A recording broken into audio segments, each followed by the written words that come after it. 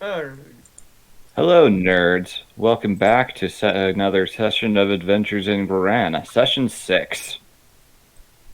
Well, I wish I could say our heroes are all embarking in a good mood and that everything went super great last session, but you'd be that, lying. that'd be an open-faced lie. What kind of dog shit person would do that to somebody? All right, so Well, it went well for two of us.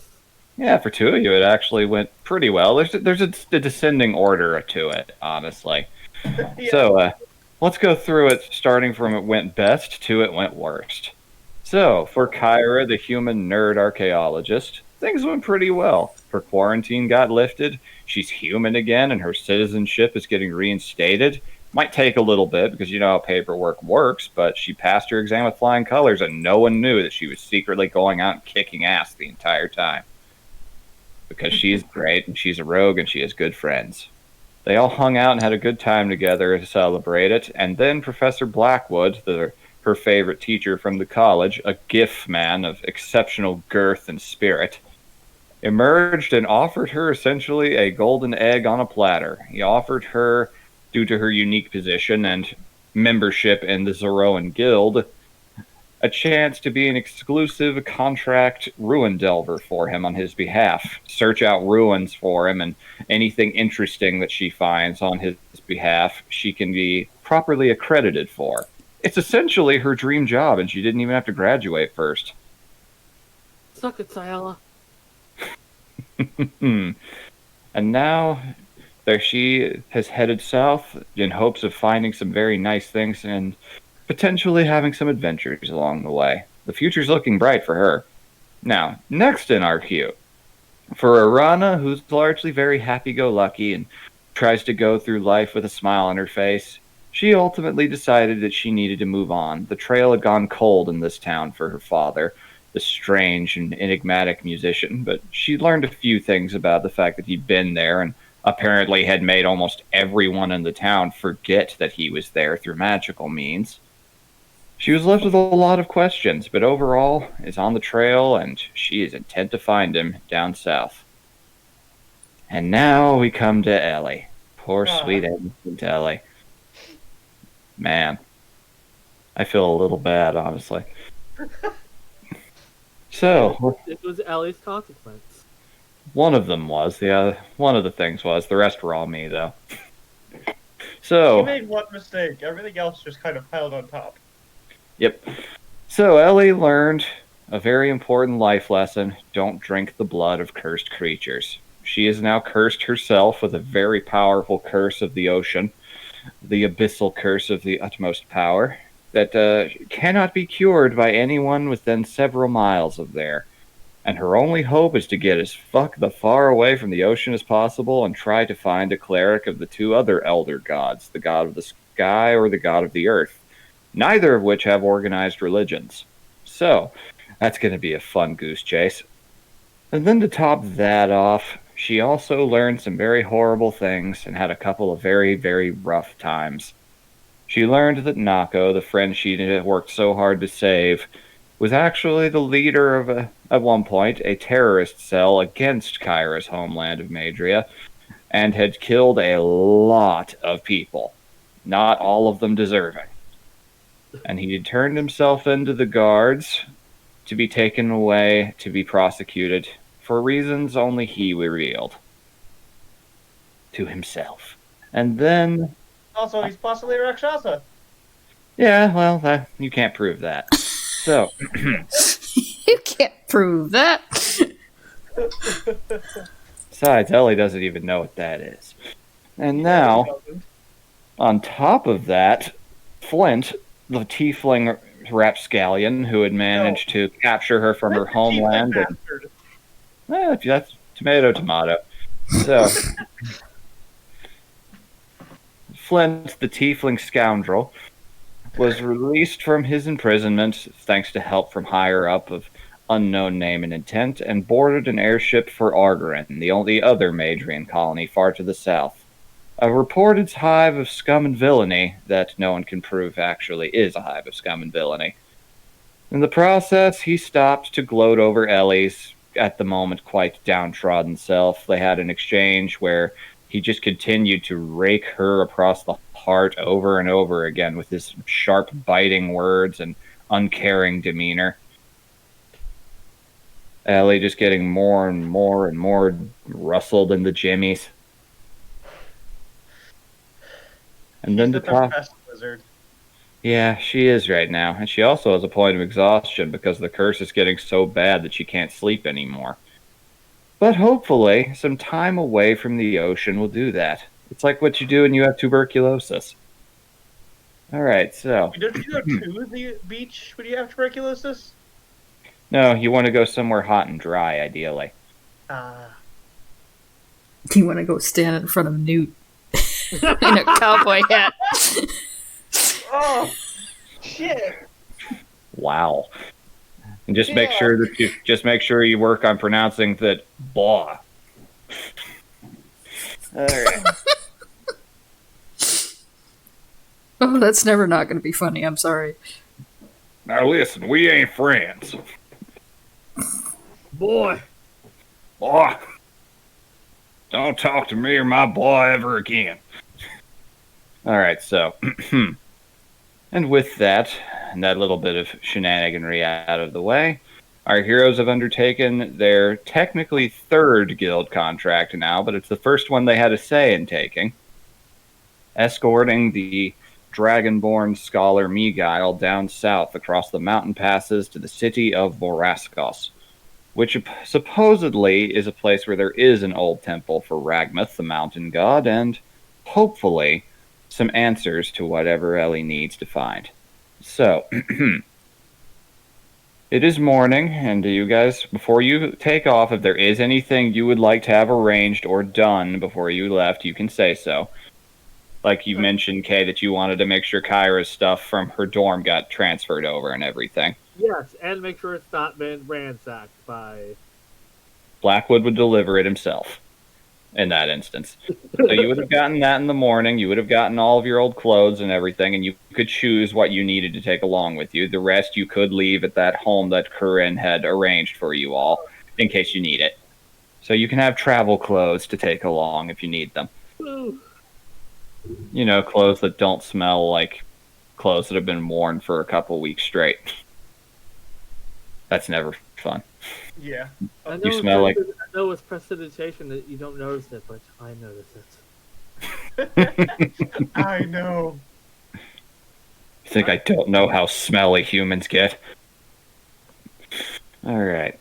So, Himako would notice too. yeah, Himako would know first. You can try to hide it all you want, but I know. So, you all have gotten up on to the carriage. Mm-hmm.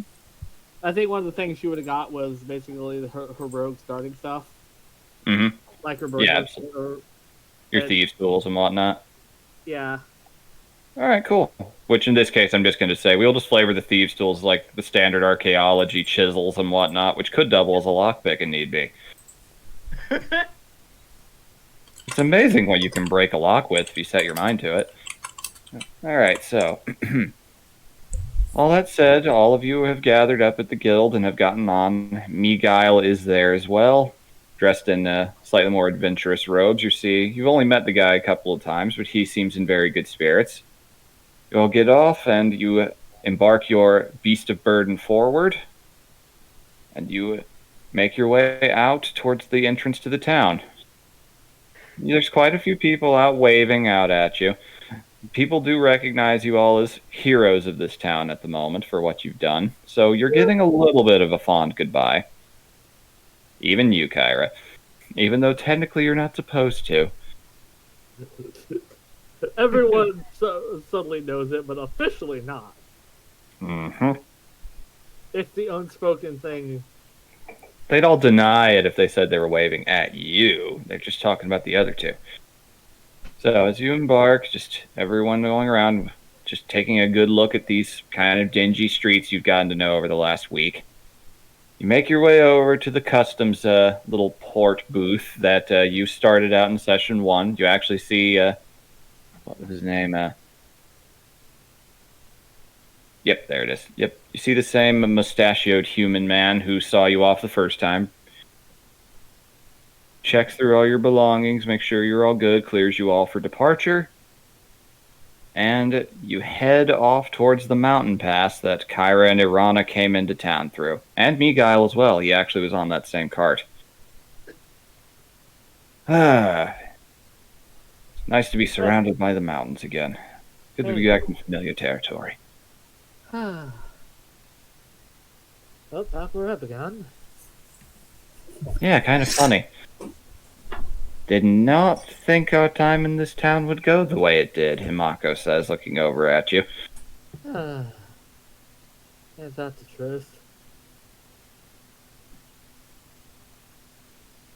Alright, so... Ellie is up, closed around her entire body. Mm-hmm. This is a pretty sizable carriage. It is big enough for all of you to be able to, like, even lay down in. It is uncovered, so it is open if it starts raining or something, but it's big enough to where if you needed to slump down and lean against something, you definitely could.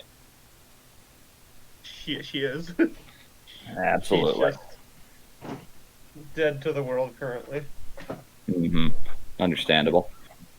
Alright, so... to the town, the familiar buildings advance further, just retreat further and further into the distance. The familiar cliffs advancing closer and closer of the Raunot Mountains.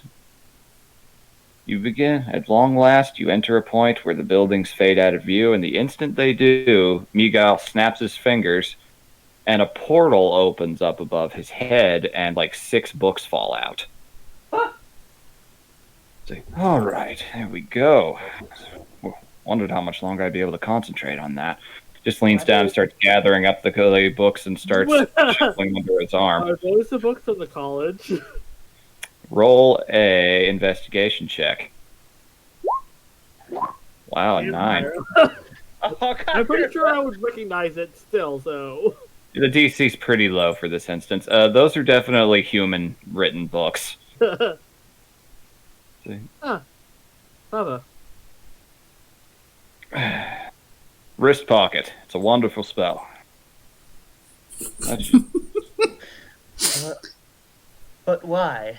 Normally, a few weeks from now, I'd be mortified by the stealing of books from the college, but now, well done. Oh, I didn't steal them. We just had he just kind of starts flipping through one of them. We just had a slight disagreement over the value of the bartered materials involved. So they're not going to miss these. Just going to say that, and I have no intention of coming back here. Just kind of leans back, starts flipping through one of the tomes. Wow! I didn't see anything. Thank you very much. So which books did he steal, could I perceive? The one he is flipping through right now is just a very big, detailed history book about the empire that the elves had in your homeland that you humans eventually overthrew and became Madria. But he's got several others, some of which appear to be about some very intensive arcane subjects. Some of these books look quite valuable. Like, if he came back into the town, you get the vibe very much in your head instantly he'd probably be arrested for this.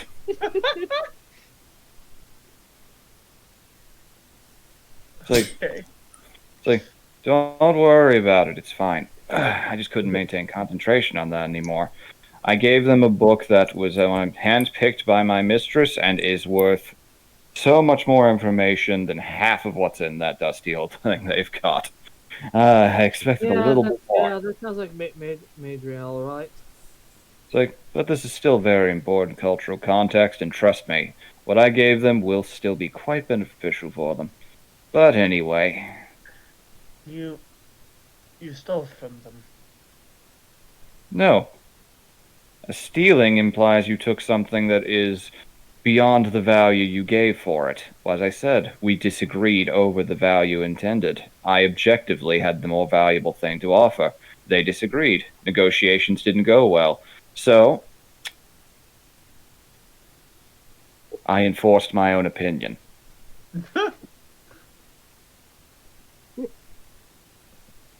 Honestly, usually it's Major who does this, so it's a nice thing to seeing them get turned about like this.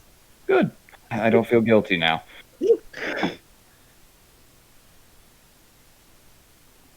I think the word they use is airship diplomacy. Yes, believe me, I'm very aware. My mistress is not one of the Council of Ancients, but she is the daughter of one of them. And I can tell you, it is an object of great concern what your homeland is doing. I mean, no offense, there are plenty of good people in that one town, but there are a lot of stories and whispers around the Commonwealth of what they're doing. As someone who's lived there, most of the citizenry do not like what our government is doing, but What are they? No. What are they doing? with nobility and divine right of kings and all that, not much you can do. I can't prove much. I've never been to your homeland myself, so I can't speak from experience like you can, but the stories around the Commonwealth are not pretty, but they can't be proven. There's stories of people going missing, people disappearing from their homes. There's the fact that they built 2 colonies without any insight of permission or any proper granted approvals that are usually required, and built them in very strategic locations. That one to the south, Groran, from what I hear, has quite a lot of money in it. That's where all Elias is. would Kyra know that's where all the nobles go to? You know that it's basically like been turned into a noble resort town. You do not know about the slavery thing. Slavery is technically illegal in Madria now. From what I've heard, Argrin is sort of a resort town used by all the nobility. That is where But Flint. from what I do know about the nobility is that things that were technically illegal in our law, they can usually get away with without. Since they write all the laws and know all the loopholes in said laws. Sounds wonderful. So Yes. if I have someone who is betting, she looks at Marco, I could probably guess where these missing people are going to. That is indeed an unpleasant picture. From what I've heard, it's mostly been the less civilized folk who prefer a more rural existence.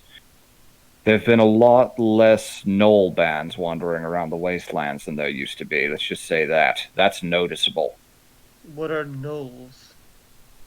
What kind of that? You have seen gnolls. You've been out and about in the Commonwealth before, but Migai will explain real quick. He just points down at Imako. Similar to that, standing on 2 legs, large black manes on their backs. They have a reputation for being feral flesh eaters who pilfer and prey upon the decent folk, but that's really not true. They just have their own culture and their own way of living. They're very civilized and very capable of being the best friends you've ever had if you know how to talk to them. They just don't see the way that most people live as sensible compared to their own. We understand that. He's going to insight you on that real quick. Oh no. If you wish to roll something to hide or anything or whatnot, he rolled a 19. Okay. I guess disadvantage deception. Okay, yeah. Alright, good to know. Alright, so, So, I guess that beggars my next question. He just kind of says as the cart starts to enter into the mountain pass, and your voices start to echo. The temperature changes like almost immediately as the walls kind of narrow in around you. This is a surprisingly narrow little entryway, but it's almost like a carved out cliff that used to be a canyon of white stone. And you can see mountain peaks are all around jutting up above it, but there's not that much sunlight right now because it's still morning. So you're in a pretty sizable shadow, and it is noticeably chillier. She, shrinks in on herself. So I guess that begs my next question. So, I'm guessing you either come from a traditional family or you're not a dragonborn.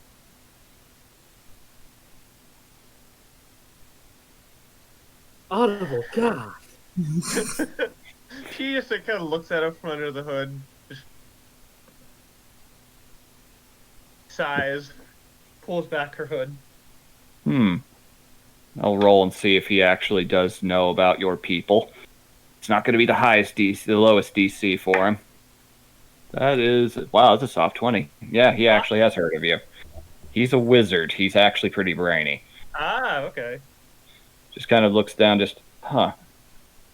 You're one of, yes, what's the word for them? We are Ash. Gosh, that's it.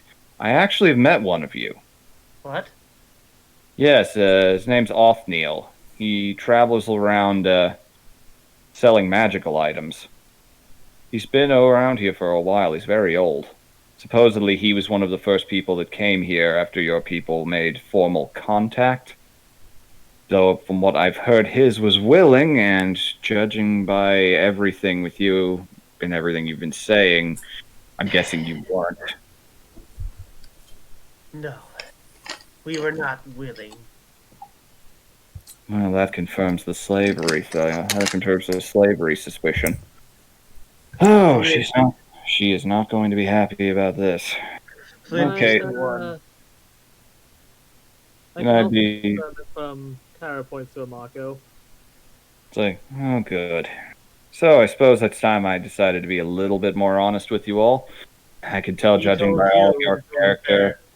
Mm-hmm. You got me there. I am a scholar's apprentice by trade, but at this exact moment you can also add spy to my list of repertoire occupations. Which is... Ellie leans over to Arana. What is spy? Rana gives her a look like, I don't know. Yeah, the concept of espionage is a completely foreign thing where you come from. Yeah, it doesn't exist. She's just got the blankest face on. It's like, what the hell is that? It's like, okay, you know how I mentioned the whole thing about the Commonwealth is a little suspicious of what Madria is doing? Justifiably. And that's why I'm telling you this. I can definitely tell from how they treated even one of their own.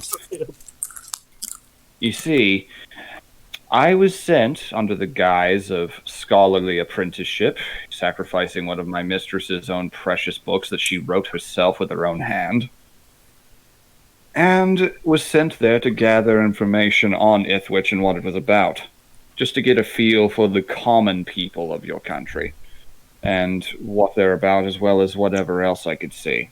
And I have to say, looks over at you again, Kyra, your description is accurate. It's like, you're the people there just like anywhere else. Good folk, honest, hardworking, just trying to get by. People with money unsettle me, though. I mean, that happens where I'm from, too, but...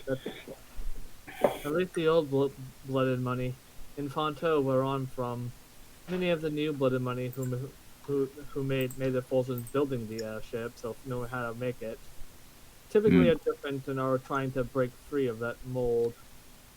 So I've been wondering if there wasn't some sort of revolutionary undercurrent currently going on in Fanto, and I've detected some of it in Ithwich as well. So, yes, and that is something I've picked up on, and I'm very intent on letting them know. I'm particularly intrigued by your governess.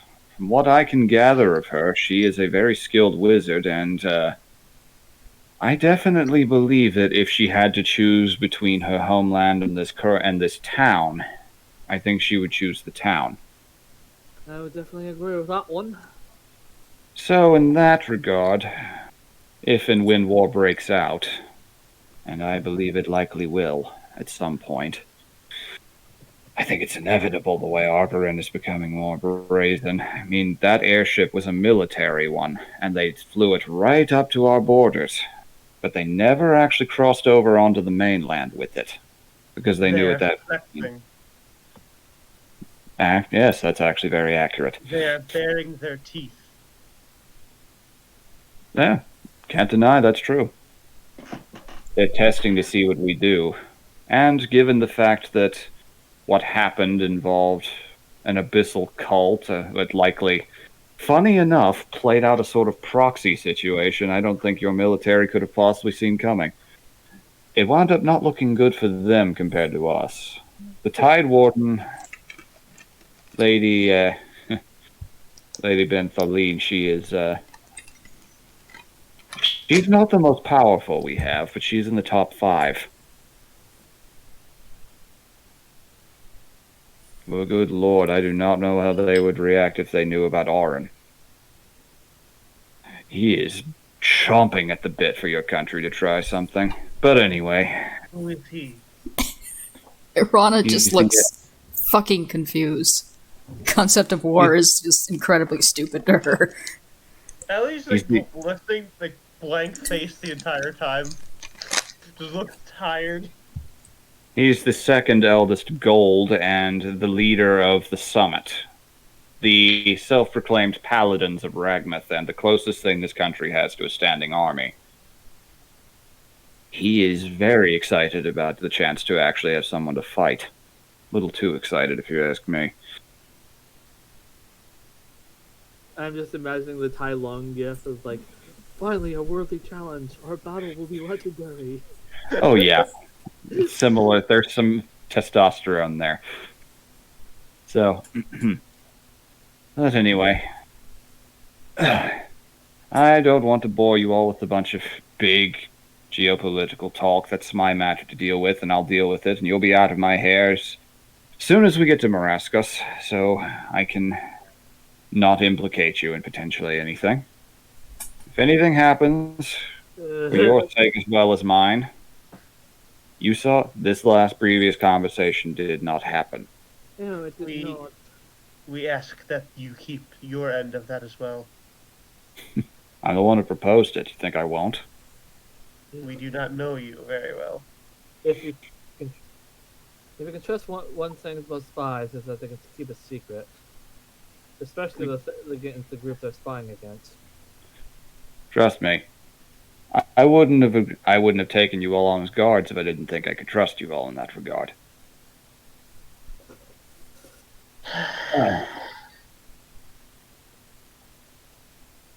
But yeah, my whole situation involved a specific noble, and me being dead was a ploy on their part.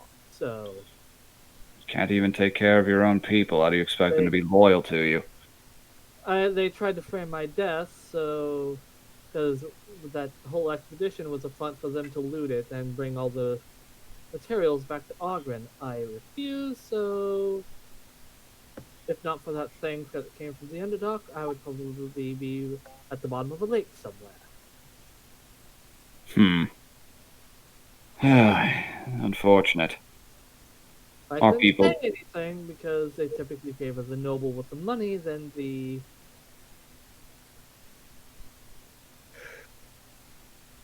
No doubt.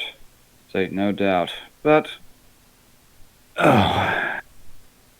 either way, on to lighter things. We've got several hours ahead in these canyon passes, and admittedly, we don't know who might be listening.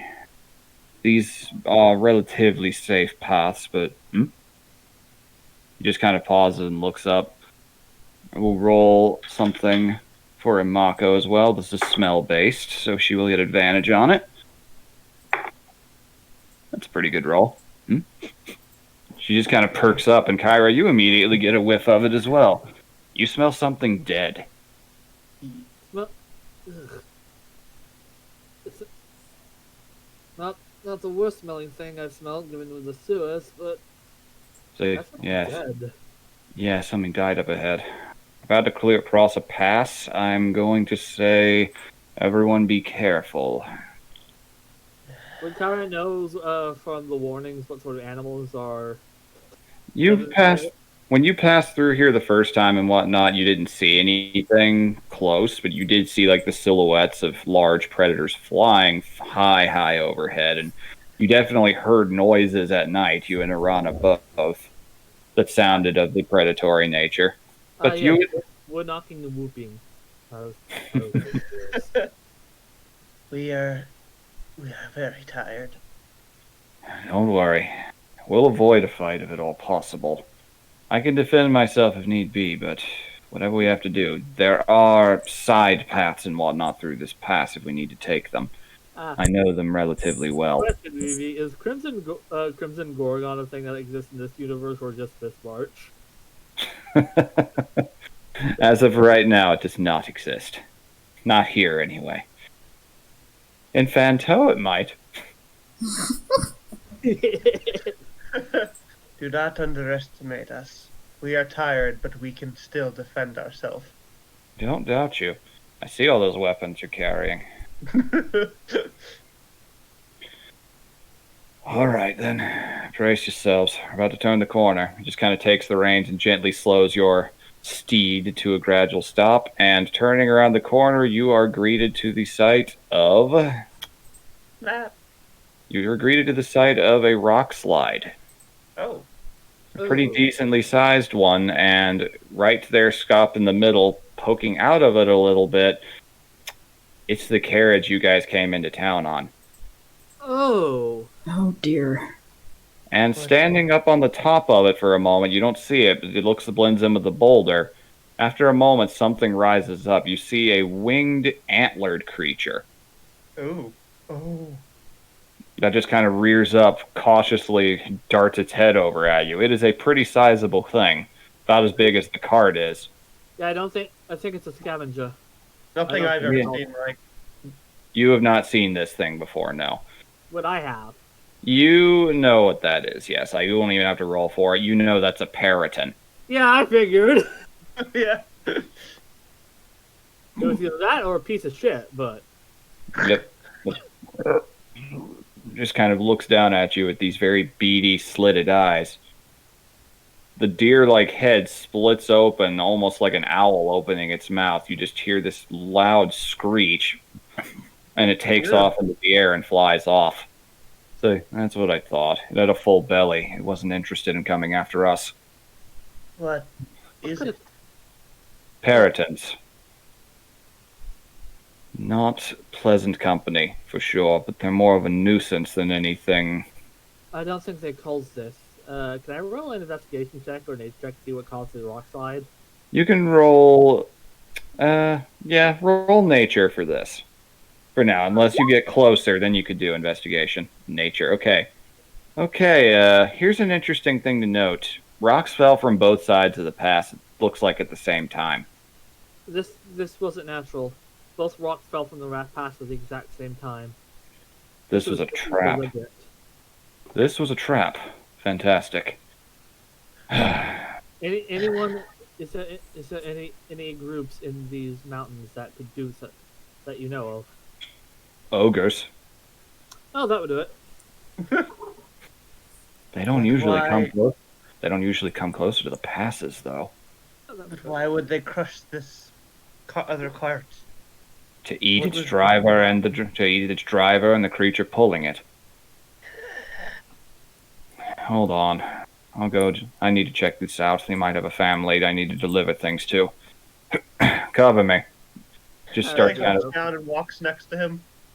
All right. I'll Miguel. help with her investigation. Mm-hmm. Irana is standing on their cart, making sure that there's nothing coming after them. All right. You, Irana, can. Pops Groran? an echo in the cart. All right. Cool. Good plan. All right. Irana, you can roll a perception check real quick as they're advancing closer. 23. Very good. Okay. Yeah. You don't see anything as of now. It's just very quiet, but all of a sudden you are very aware looking around at the way these cliffs are. This is a very easy place to ambush somebody. This poor car driver probably did not even see it coming. So, Roll investigation to help Miguel.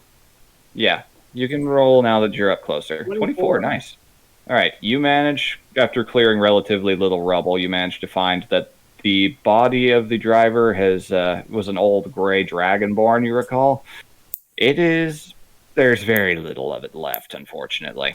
And the same could be said for the creature, the much larger horned beast that was pulling, very similar to your own.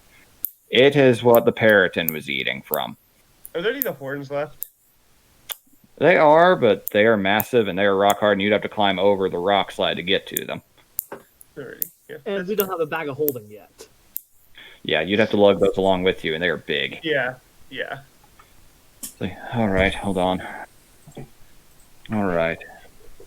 Anything inside the cart that the ogres miss, like any materials or things that. There really wasn't that much in it, honestly, with that roll. This guy was going back through the pass without any other passengers. Nobody left Ithwich with him.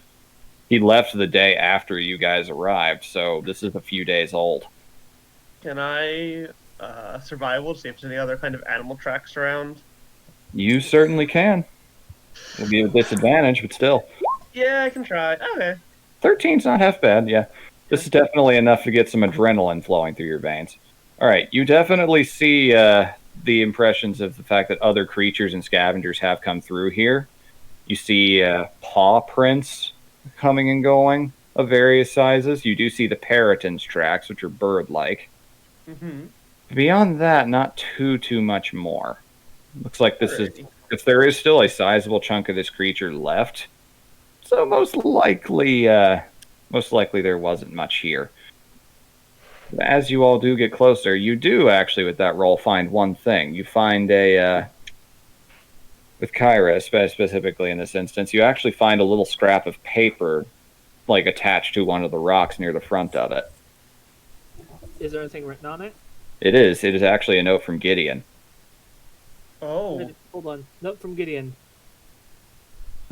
It basically just surmises of, hey kids, I know you're planning on leaving soon. Just wanted to tell you in advance this is about what happened here, and that there is a side path off to your right a little ways. It is, as far I've gone through it and explored it, as far as I can tell, it is clear. Just letting you know in advance. You should be okay taking that path. We got a note from our guild handler over here. Well, let me see. Side path to the right over there. Oh, yeah. To make sure no one's listening. Just, all right. Yep, I do see a side pass over there. It's kind of... Yeah, you guys kind of turn around and look, and it is hidden from the angle that you guys came in through the angle of the rocks, but looking behind you all, there actually is a little side path that kind of winds off through the canyon a little more. It looks a little narrow. The cart might have to precariously go through it, but it definitely is a good alternate path. Well, got no other options. Yeah, no way we can get the cart over this, and I'm decent as a wizard in all regards, but moving that many rocks would take days. Yeah, we could not do that ourselves. I don't like the fact that this is clearly an ambush, and that this is right next to another alternative path, but if your elven friend could get through this without any trouble... Can Kyra make a check to see if this was actually ogres, or if it was made to look like ogres?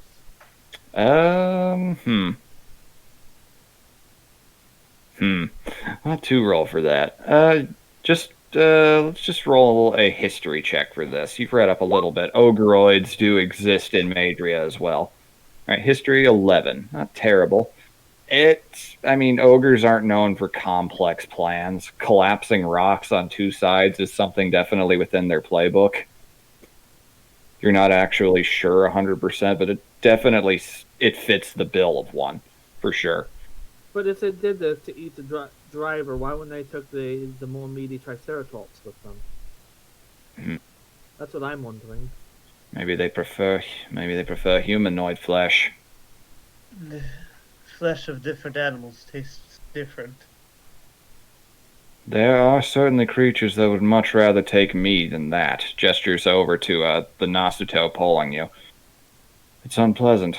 Funny enough, parrotins normally number among them, but I guess this one in particular just was enjoying whatever was nearby. Either way, let's get back to the cart and see about getting it down that alternate pass. We don't have any other option. I am not going back to Ithwich. Yeah, no. The echo disappears before Miguel can go back and see it. Alright. You get back and I assume get Hirana up to speed on everything. Yep. Yes. All right. Well, Gideon went down there, then I don't see any reason why we should. Can I roll an insight check on the not insight, but a? Because I've seen this writing before. You have. Can I make a check to see if it's actually his writing? Yes, absolutely. You can roll investigation for that. At 20. Whoa. It is 100% his writing. Yeah, this is no forgery. I would definitely no forgery either. So we're not walking into a mall. I mean, you don't know for sure, but either way, best that we're careful all the same. In fact, I think I've got a way of helping with that. So he just kind of sits down in the cart. If one of you wouldn't mind ferrying and helping this creature guide through these rocks, I'll. If someone could help me, I could. We Right. will help you as best we can. All right. Handle animals advantage. 17. Not bad. Yeah, that's plenty. Yeah. You, Ellie, you just kind of get down and kind of help guide. You and Arana as well. You help this. The creature is not 100% okay with squeezing into the tighter space. It's wide enough for it to fit through, but it is pretty narrow compared to the main pass. But it does, after a few minutes of convincing, get through with the cart as well and kind of swivels around a turn, and the path widens out considerably. But in about the 10-15 minutes time it takes to negotiate that, you see Miguel has been working on a few different rituals and glyphs when inscribing onto pieces of parchment, and after about 10 minutes pass, clasps his hands together, and from the glyph emerges a tiny silver dragon. Oh. Kyra would probably recognize this spell. Yeah, you would. It's fine familiar. Say, hello there, little friend. It's been a while since we last saw one another. You look a little different this time. Yeah, it's the fins. Lovely. Either way, I'm going to need you to keep an eye out on the passes ahead. We don't know what we're going into. Can you do that for me? Just kind of chirps and flits up into the air like a bat and just kind of takes off and starts flying around, kind of darting from cliffside to cliffside ahead of you. But senses are good. We should be all right. What is that?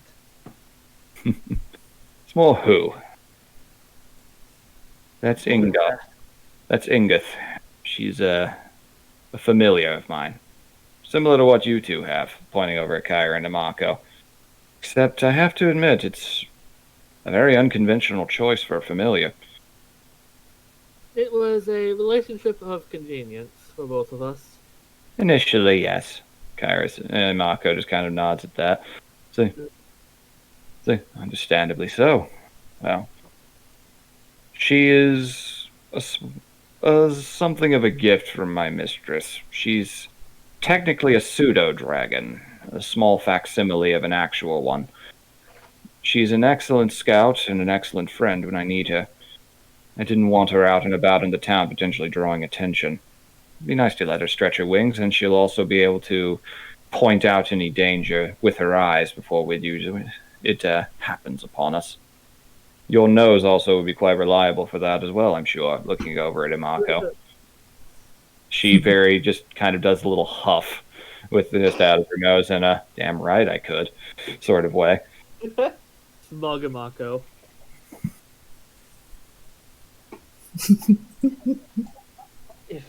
If we are safe now, we are going to rest in the cart unless you need me. If I need you, I'll wake you. So I'm sure everyone else could say that too.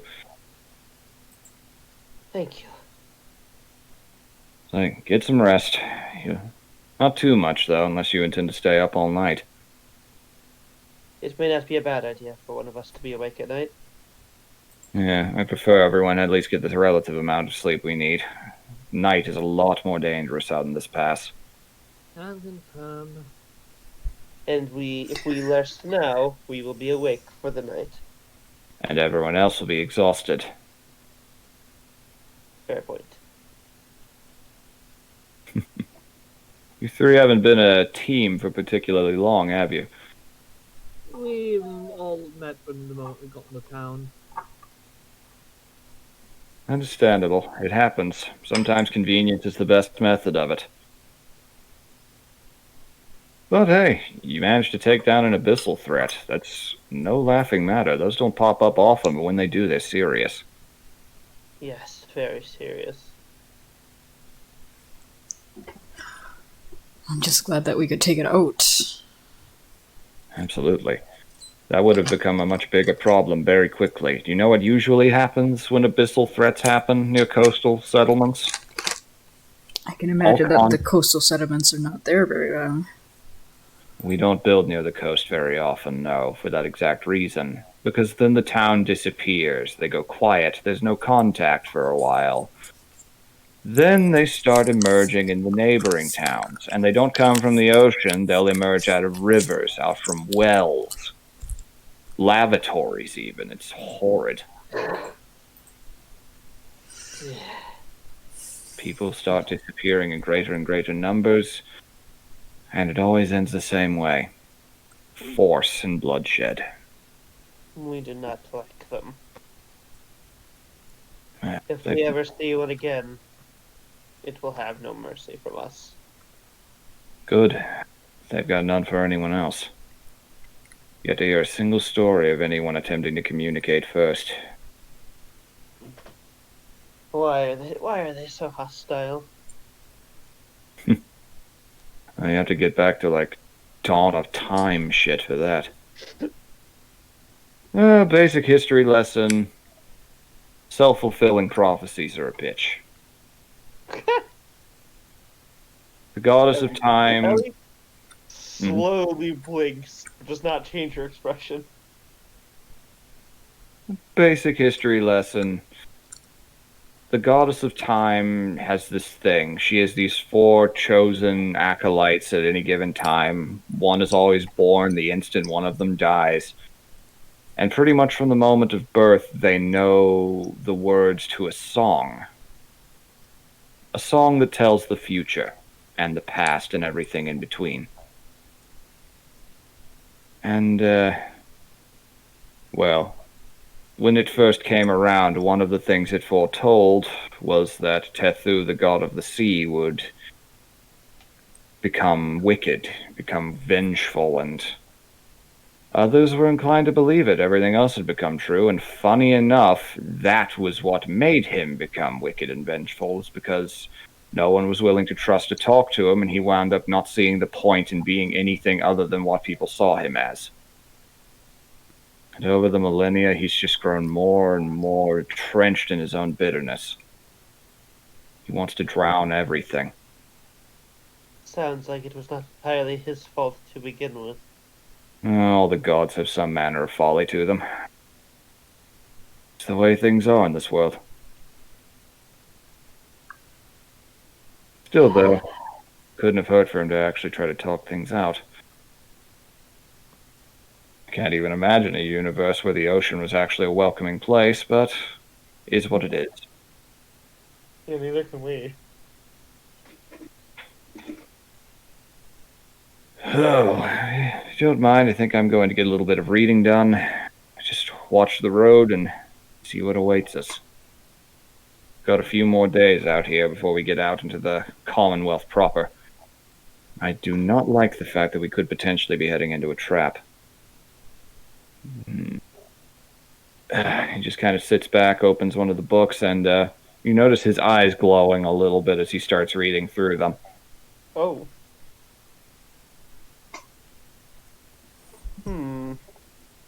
So we have the pseudo dragon ahead of us, yes? The little silver pseudo dragon is flying ahead, yes, checking out the inner area. Okay.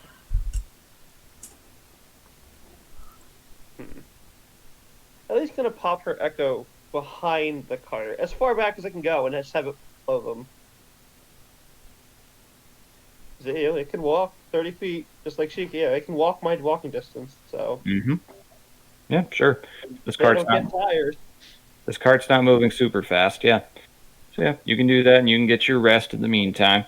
So if there's anything anyone else wants to do, they may do so. You've got a little bit of downtime for the time being. So, to do what? You've got a little bit of downtime while the cart goes for the day right now. If there's anything anyone wishes to do, they can. I don't want to try crafting. No, not right now. Not until you get some rest. Yeah. So would walking along the cart be considered exercise? It would be considered brisk exercise. Yes, you keep up with it normally. Alrighty, so can I roll to train Dex? I would say you wouldn't have to roll in this instance. Just say that it counts as a productive exercise depending on how long you go. Alright, so Kyra's just gonna keep. Imako will get down and walk along with you. She needs her walkies. She'll never admit it though. Never. And she does. Kyra's almost sticks out a stick and she kicks it aside, but it kicks it a little too hard, so it goes flying. Mm-hmm. Instead, the Marco just. She bristles for a moment looking over at it, and you just get this must resist urge in her head. I have my pride. I have my pride. She just kind of looks up at you, and that was a low blow. Don't do that. Sorry, I actually didn't know. That was just the brush of the side, so just trip over it. Mm-hmm. Ron is just like watching to make sure that nothing's coming at the cart that neither the sewer dragons or anybody else has seen. And while Kyra is also just. Yep. You two are both keeping an eye out while Ellie rests and Miguel reads. Because Yeah, you can roll perceptions, the both of you, to see if there's anything around. I'm just looking for like things like tracks, animal stuff, or any like Alright. evidence of like people been through here or what have you. So investigation for me. Sure. Irana is keeping her eyes directly at the sky and the sides of the cliffs. Not Yep. that I see that. That was a natural 19. That's pretty good, yeah.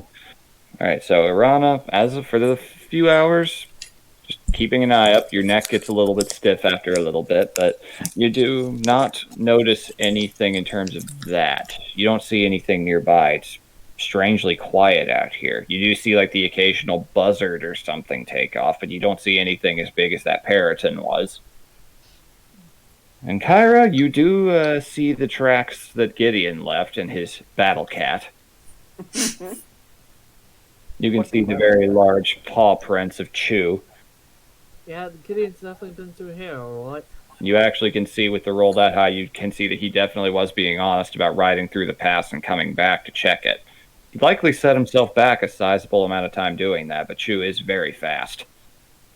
But he double-checked it to make sure it was safe for you guys since you were going through on a cart. You could see the tracks going, coming back, then going again. Only to get trampled underfoot as your beast of burden advances forward. So as you're going along, Imako just kind of does that dog sigh and just kind of closes her eyes for a little bit. Says, you know, in a weird way, this is actually kind of nice. After the last week or so, I just kind of realized something. We actually can just do what we want now, in a way. Yeah. I honestly hadn't even thought about that up to this point. So, what's next? I honestly don't know, so... So it's an adventure then. That could be fun. Well, I do apparently have an official job now, so any... I mean, from what I gathered from that, that's more or less just, hey, you find something neat, tell me about it, and I'll pay you. Basically, pretty much, so...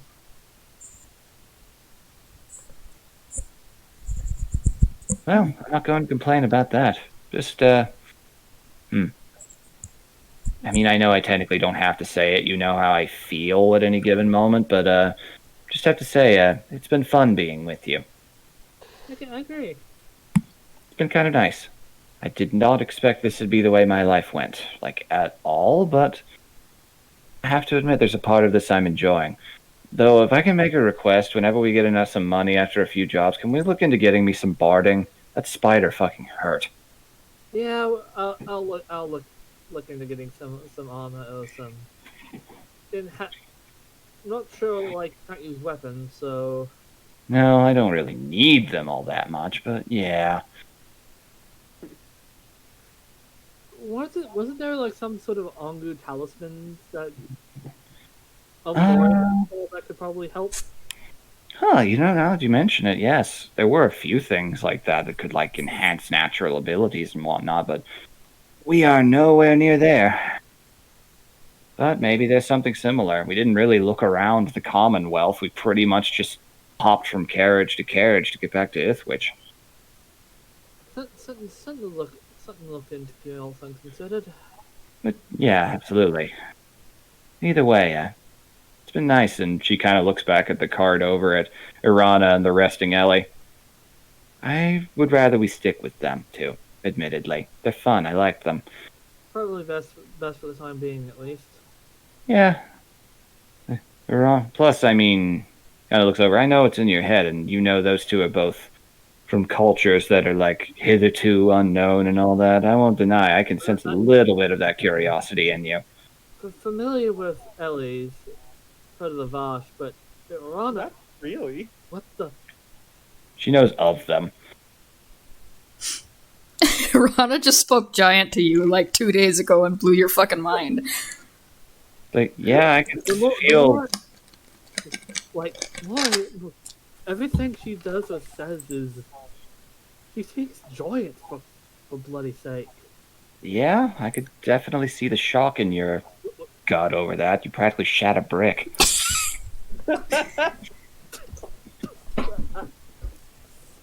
But either way, I think that all things considered, those two they treated you a lot better than the last group of people you were with.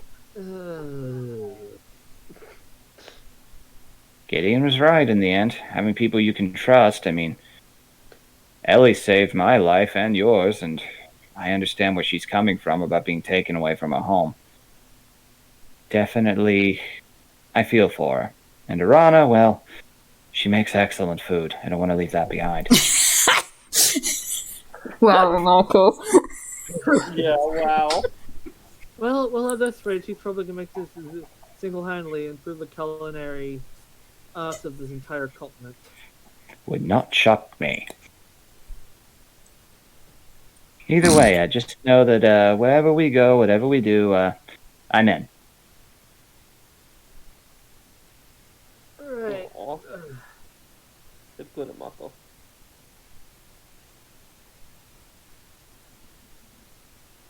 Alrighty. Like her arms crossed with her head, on her arms, just kind of staring at the mountains.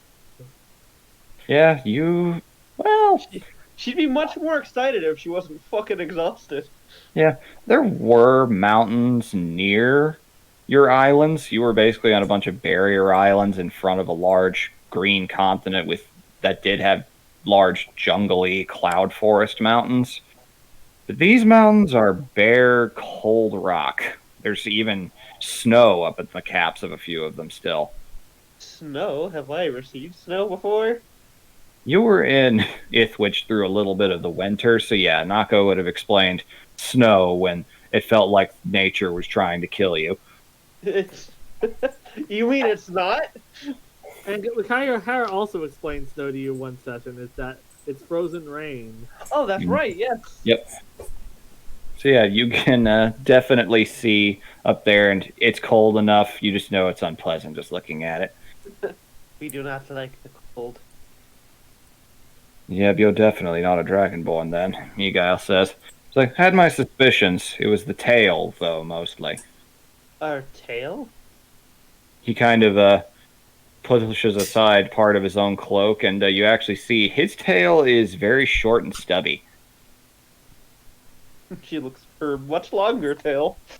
It's like, ours are about that long when we're born, but most of us dock them. You what? When we're very, very young, it's a very common cultural practice to cut off most of the tail. She looks like oh my god. Why? Rana reaches back and grabs her own tail and pulls it in front of her. Decision. What? Trust me, it's very sensible for our own people. Your tail has a lot more muscle control than ours do. Ours just drag on the ground, they get in the way of things, they get injured a lot, get infected. They're basically vestigial at this point. We're not dragons, so there's no real function for them. So most of us have them cut off as children. That does not sound pleasant.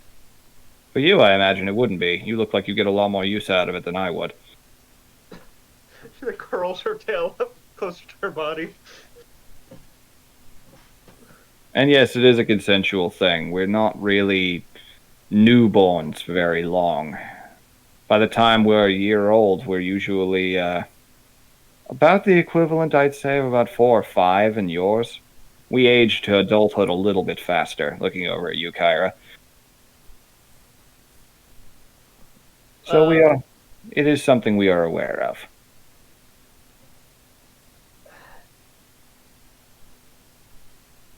Either way, I'm not complaining. I don't trip over my own feet when I'm walking. Neither do we. And we have a tail. Good for you. Our tail helps keep us balanced. It does the exact opposite for us. There are a few families who insist on it being their personal choice to not do so and keep their tails long and strong and all that. They've got slogans and everything for it. But there are noticeable cons to that. But hey, I respect cultural decisions and everyone's right to choose them. As do we. Very good. We are not going to judge what another race does. So it's essentially like hair with humans. They don't grow back, but not far off. We dock them down to the little nub here, and we don't cut them off completely. You cut them off completely at the base, that actually can have long-term health complications. Some of the muscles are still needed. He winces. That sounds very painful. I'm sure it is, but I don't remember it. We have medicine's relatively good enough. They can numb the area when it's done. But I'm waxing a little bit about something personal, I admit. We were curious. No worries.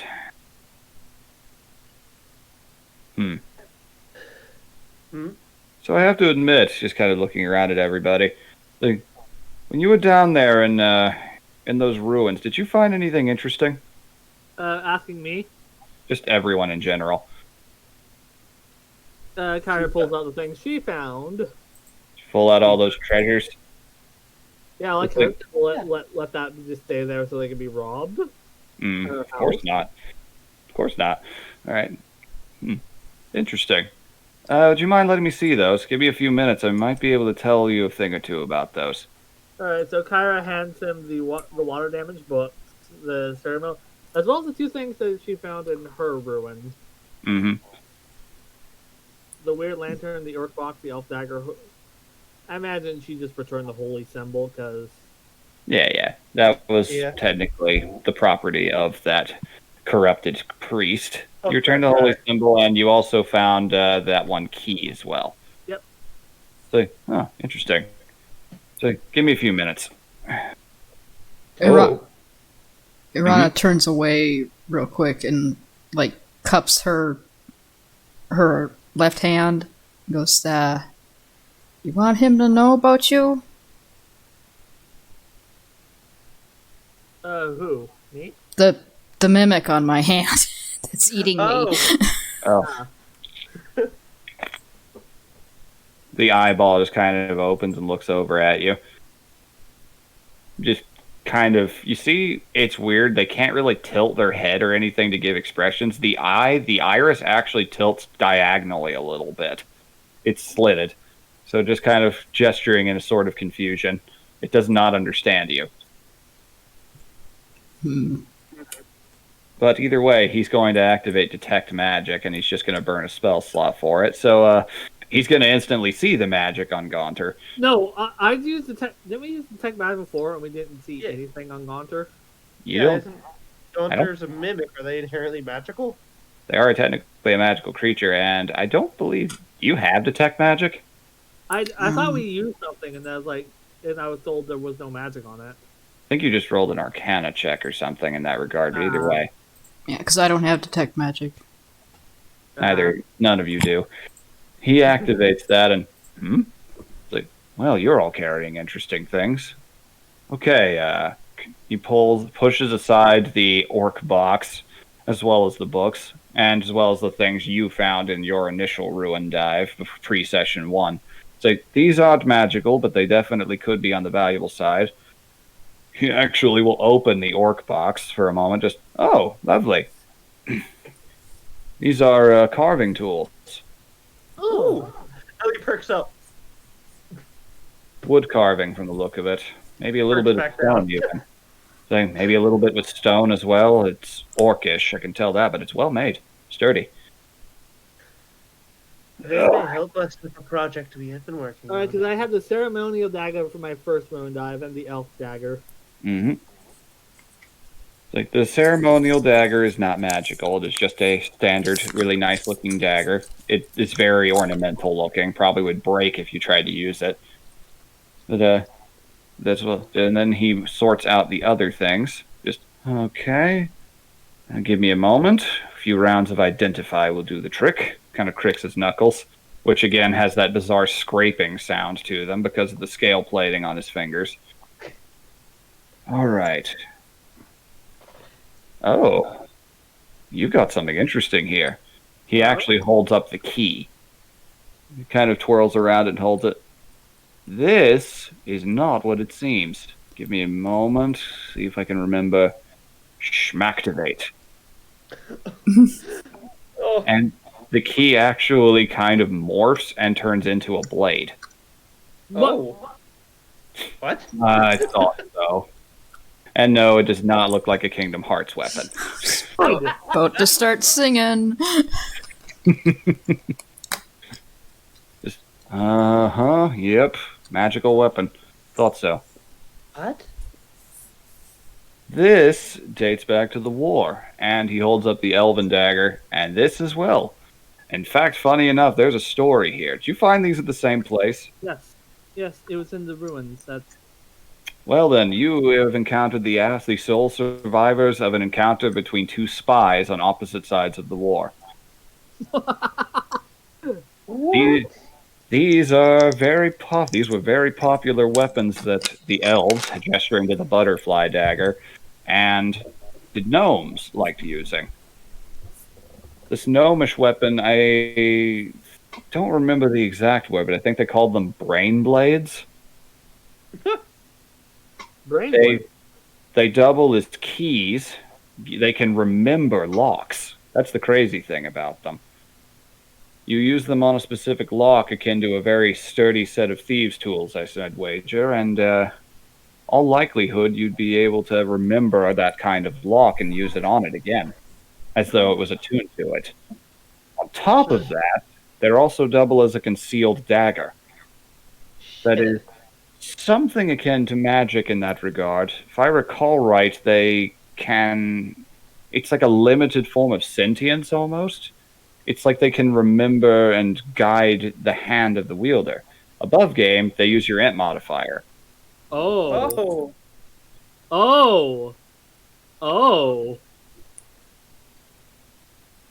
Very handy stuff, these. They were good for espionage. I'd hold on to this one. So just a dagger damage plus int?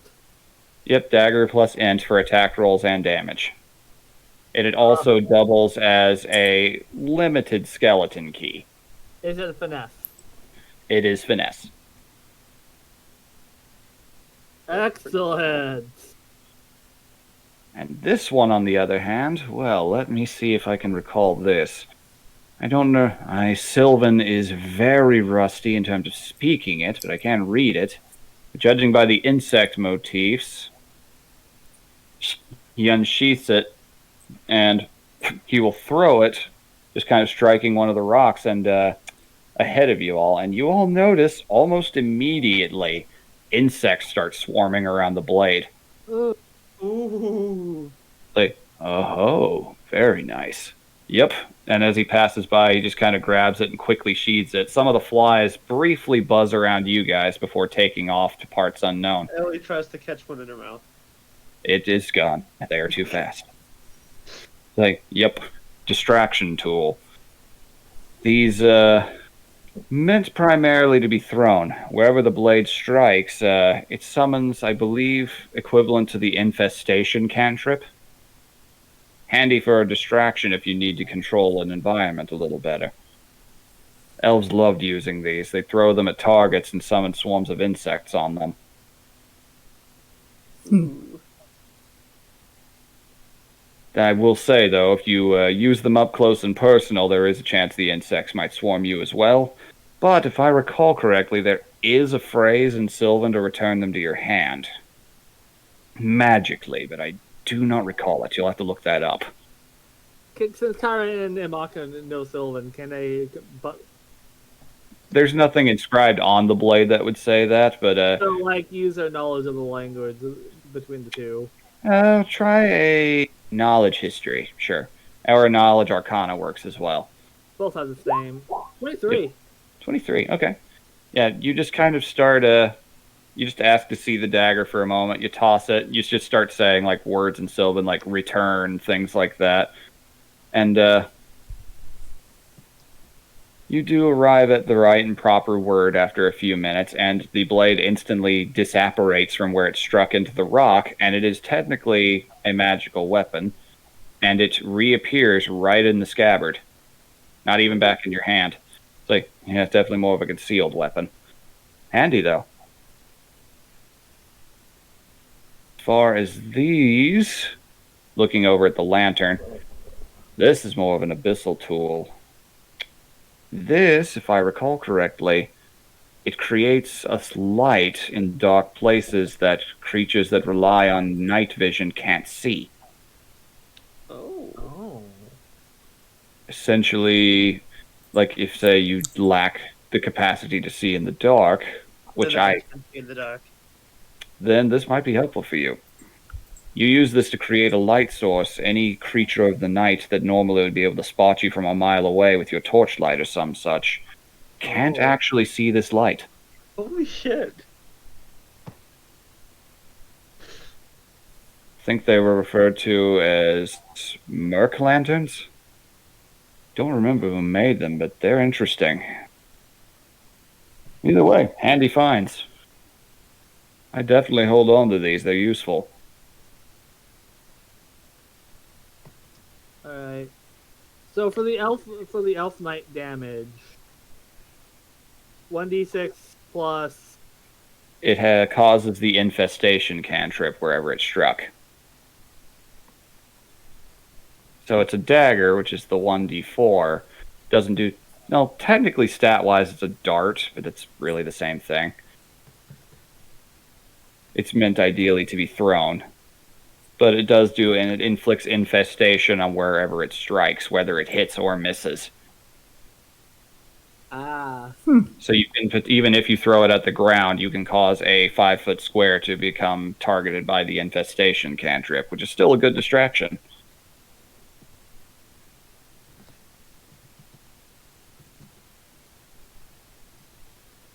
That is very nice. So very useful stuff. That's why this is the kind of stuff adventurers love finding, for sure. Going down into a ruin, finding very cool ancient magical shit goes a long way. Either way, good finds. There's probably a lot more down in that ruin. Which I wager once they get everything built and everything ready, they're probably going to absolutely go to town plundering that place. Yeah. Fortunate. Yeah, most likely, but it was built for wartime purposes, so... And admittedly, it's nice to see something happening with them. I'm a bit of an outlier with my culture in that I'm actually interested in our history. For most Dragonborn, they couldn't give two shits. We are curious about how our people wound up where they are. You're a very big curiosity, Uvash. There's not been too many successful attempts at communication from what I've read. Quite a few of the more well-intentioned parties to go there were caught and eaten, from what I've read. Can't say how much of that's true. I have not actually been there, but still. We would believe it. We would not eat someone, but Still, it's always interesting to get the perspectives of different cultures, such as yours, looking over at Irana, but you've not said anything about it in spite of the fact that you're clearly not native to anywhere I've seen. It's Gotta give them an I know right expression. it's a kind of a complicated matter. She looks at him like, can you feel magical compulsions with that little detect magic that you just did now? I can detect when someone is under the effects of something, yes. Look a little harder. What am I under? Oh, I noticed. That's Someone guessed you. That's pretty legitimate. I asked for them to do that. I knew better than to think that everybody was nice and might try to make me tell people about where I came from. Well, I'm sure it's very important in that regard, and I'm sure being a secret is very important. So I can't actually tell you very much without passing out. So that's Understood. So you don't have to tell me too much. I mean, I'm pretty well read in that regard. You wouldn't happen. I wonder. You were very, very superficially similar, anatomically speaking, to a goblin. I can tell you that quite a few generations ago, some of my people left with very big green people on ships. He snaps his fingers and points at you. Knew it. You're the Orbits. You're one of the Orbits. I knew it. Oh, they all said I was mad. Okay. Can I roll a history check on that? It is. You can, but the DC is going to be pretty high. This is. Nope, the DC is higher than that, unfortunately. Like, he has read about these, just the Green Tide. I remember reading about that when I was in my mistress's. She's one of the few people who still has records of it. There were records a long, long time ago, thousands and thousands of years, that the orcs first came to us across the sea. They're the only people that have ever survived crossing the astral sea. And they don't remember where they came from or why. What we do know is that they came and they brought 2 people with them initially. But one of those people groups stopped before they arrived here. And I think you're one of them. I don't know where you are from, where you settled, nor do I think it's any business of mine to know. But still, this is a very good feeling for me. I feel very vindicated right now. Can't deny it's a bit of a rush. Happy to help. And she is kind of chuckling, like, well, at least I'm making somebody happy. Quite a few scholars who think that you were put into the Green Tide records, which there are very few of. A lot of people think you're a hoax or a myth, or that you all died out along the way or something, or that you are just goblins and nobody really knew. I mean, it's written in Old Orcish. It refers to us boys came across the sea with the gobos and the hobbits. Jesus. What are orcs? The tavern keeper was half one. Ellie, you asked this before. It's the tavern keeper. Well, he was a half orc, technically. One of his parents was an orc. Orcs are fun. They very vicarious and love living life to the fullest. Most of them on this continent live a long ways off to the east, though. They've got their own little independent nation. They just call it Orc Country. Woo! Miguel. Can't stop. Now it's Oak Country. Wouldn't it be called Boy Country instead? Yeah, they started trying to do that, but everyone else just refers to it as Orc Country because Boy Country just sounds a little, Oh, so I see you're all from Git country. That's what they'd say to people from the outside, yes. So, you're saying, Nora? Oh, do you know of anyone who can craft their own weapons? Well, I know several blacksmiths, if that's what you mean. You've met a few, even, I'm sure. We mean with more exotic material. Hmm. That's a Would you bit like more, to show you? that's a little more on the obscure side. Yeah, that's more of a hobbyist thing. Um, for I'm the first sure. time, she actually looks a little like she's looking exhausted this whole time. She actually looks a little excited. Well, go on, regale. We lived on our own for a long time, most of our life. So we learned to make do with what we found. At what I've we noticed found, those. I've noticed those weapons of yours look a little homemade. she It's one of pulls the out first things. That was one of the first things I noticed about you when we met. the whip and shows off the link that she's showing off basically. Mm-hmm. See. Yeah, Yeah. sturdy. Yes, this comes from a giant chameleon. It is native to our home. Can't say we've got any of that here. She shows off her shield Chris- and her hand axes, which are probably made of like bone. Yeah, it's like, well, these are well made, very sturdy. He just kind of jokingly gestures at the hammer. Going to take a safe guess that was not one of them, though. No, we would like to craft our own eventually. We very much like how this weapon feels. Oh boy. When you're in Marascos, if you find any gnomes, be very careful how much you praise that thing. They may never shut up about it. Gnomes Yes. are very fond of making things. Typically. Well, we are currently trying to make something. This and pulls out the unwraps the. She has the manticore spine wrapped up in the cloth that was given to her by Groran. This. Funny. You know, if we're particularly unfortunate, we might actually run into one of those out here. Oh. Manticores are native to these mountains. But not likely. We would have heard one coming by now, but still, that's very interesting. I definitely see where you're going with it. I'm afraid that's not my realm of expertise, though. We have been having trouble making the pieces of it stay together. Maybe a smith might be able to help you with that. I mean, even if most of it is still largely organic material, having a few bits of metal to fasten it all together might help. A smith just fastening parts together wouldn't charge nearly as much as making a weapon whole cloth. Ah.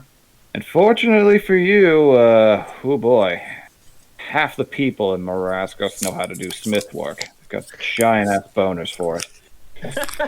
We have none of this. We have none of that money left. Well, your guild members, I'm sure you'll manage. Take a job if you need to. There's usually small, simple things like helping someone find something, helping someone move furniture. Or if you're really lucky, you get in there quick and you get one of the good contracts. Those are a little more contentious, though, and technically they're not first come, first serve. They are winner take all. People will often compete for them if they're particularly wealthy and rewarding. We have not had much chance to be in a competition. We would not be opposed. I'll warn you, there are quite a few, well, let's just say the guild's laws are very loose about what happens when one team gets in the way of another. Let's just say that if you initiate conflict with one, you are legally allowed to use lethal force.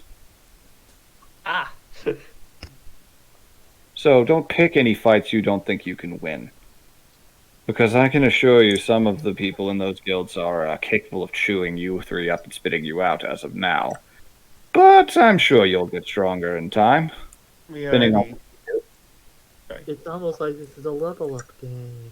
It's almost like that's how the mechanics are built. That's how D&D works. You dungeon a dragon and you get stronger. Level 1 rogue, level 5 party, to level 20 boss. That's how D&D works. We have considered using our the cloth to try and put it all together, but that is not thick enough. It is not strong enough to stay. Yeah, that wouldn't hold that together. Those are pretty heavy materials. Try looking around one of the numerous blacksmiths you'll find around the town when you get there. Trust me. How There's about some out there who would love to work with exotic materials. we are good at it ourselves, but this one has proved to be tricky.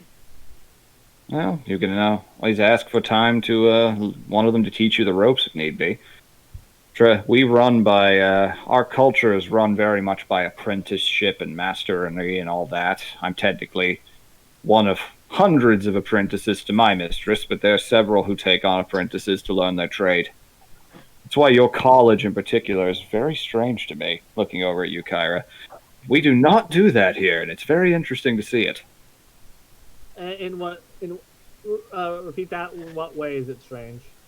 It's like, well, for us, it's less mercenary in that regard. You want to learn once. Yeah, I would agree. Yeah, Sorry, you want. You cut out for me a bit there. Gotcha. Okay. So when we do things, we apprentice under the field we're fascinated in from one teacher. We learn everything they know and then start doing it ourselves. But it's a bit more broad with you. You cast a wider net. But it takes longer to learn everything you want to learn out of it. It's interesting. Yeah, and a lot of the time it's a lot of the time in order to even begin, you need to have quite a bit of wealth. I don't doubt it.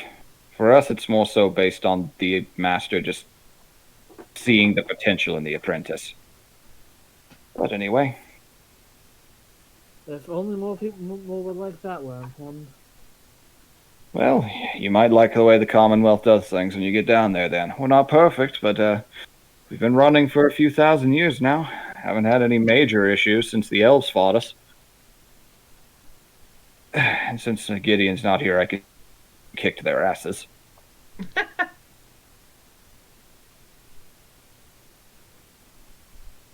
We enjoyed Gideon. Yeah, he's a good fellow. He's kind of a legend in Akaton. He has got some of the absolute best guild members in the business under his belt. Probably why they sent him up here to help get this one started. Interesting. He's got Cowlin Whitemare from last I heard. That one's going to be fun.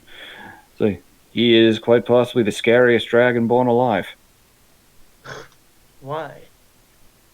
Well, one, he's got a lot of chromatic blood in him, which has a bit of a thing in our culture. And two, let's just say that he was a member of the Summit Order and got kicked out, and also has natural sorceress bloodlines in him. Quite skilled at magic and can fight very capably. Above game, he is a paladin sorcerer multi-class at a very high level. Oh. Jesus. Oh, Jesus Christ.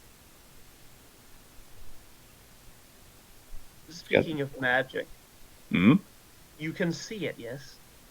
Well, for the next few minutes, yes. It's about to burn out. Do you see anything on us?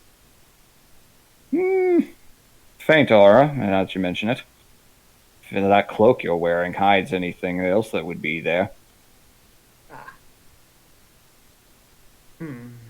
Magical effects tend to kind of drown each other out. From my eyes right now, you look like you're glowing red. Would this perhaps not be to wear as we go further? No, by all means, wear it. Anything useful has pragmatic value, wear it. Plus, it's pretty cold up here in the northern reaches, and I can tell it's keeping you warm. Yes, it is. Don't hurt yourself, kid. So, Like, for instance, for example, points over at you, Arana, you are glowing green, and it's like you've got, like, vibrations coming off of you at all times. It's like I'm seeing the way a bat does. Ooh. Does make sense. Most of my magic comes from sound, so Bardic, that's what I thought. Yeah, that's the OG, as they say. Every form of magic derives from it originally. Magic comes from the breath for the large part. No, no. Of spirit magic. The spirit has an inherent magical quality to it, yes. No, we mean that more literally. I see. Are you talking necromancy? We do not think so. Her echo appears next to her. Fascinating. There are spells like this. One called Mirror Image. One called... let me think. There's also something called a Simulacrum. It's like a magical copy of yourself. This is similar to that, but not quite. From what I recall, it's somewhat similar to the tulpas of They are our Zanruza. They are our sibling. That's an interesting way to look at it. They have been with us for many years.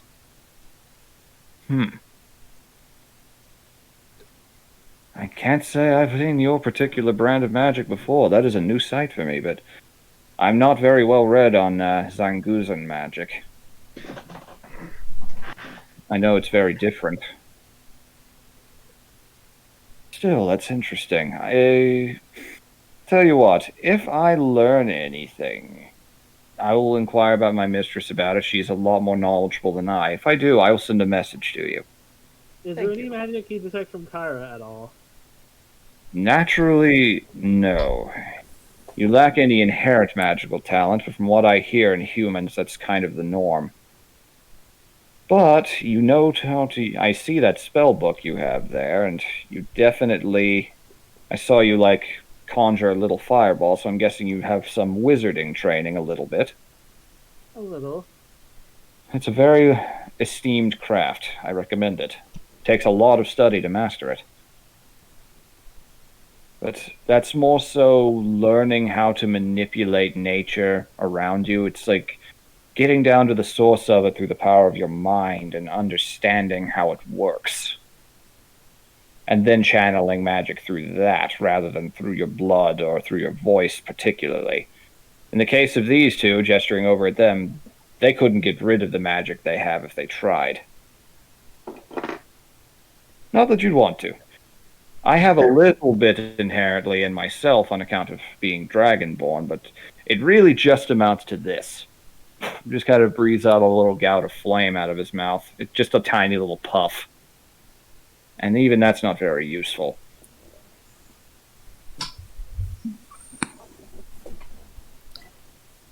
any skill you have can be turned useful if you need. Oh, it's a wonderful self-defense tool against people. Though with other Dragonborn, it's really just more of a dick measuring thing for most of us. If one of us does it in front of the other, you're seen as a weak little show-off pissant if you do it too much.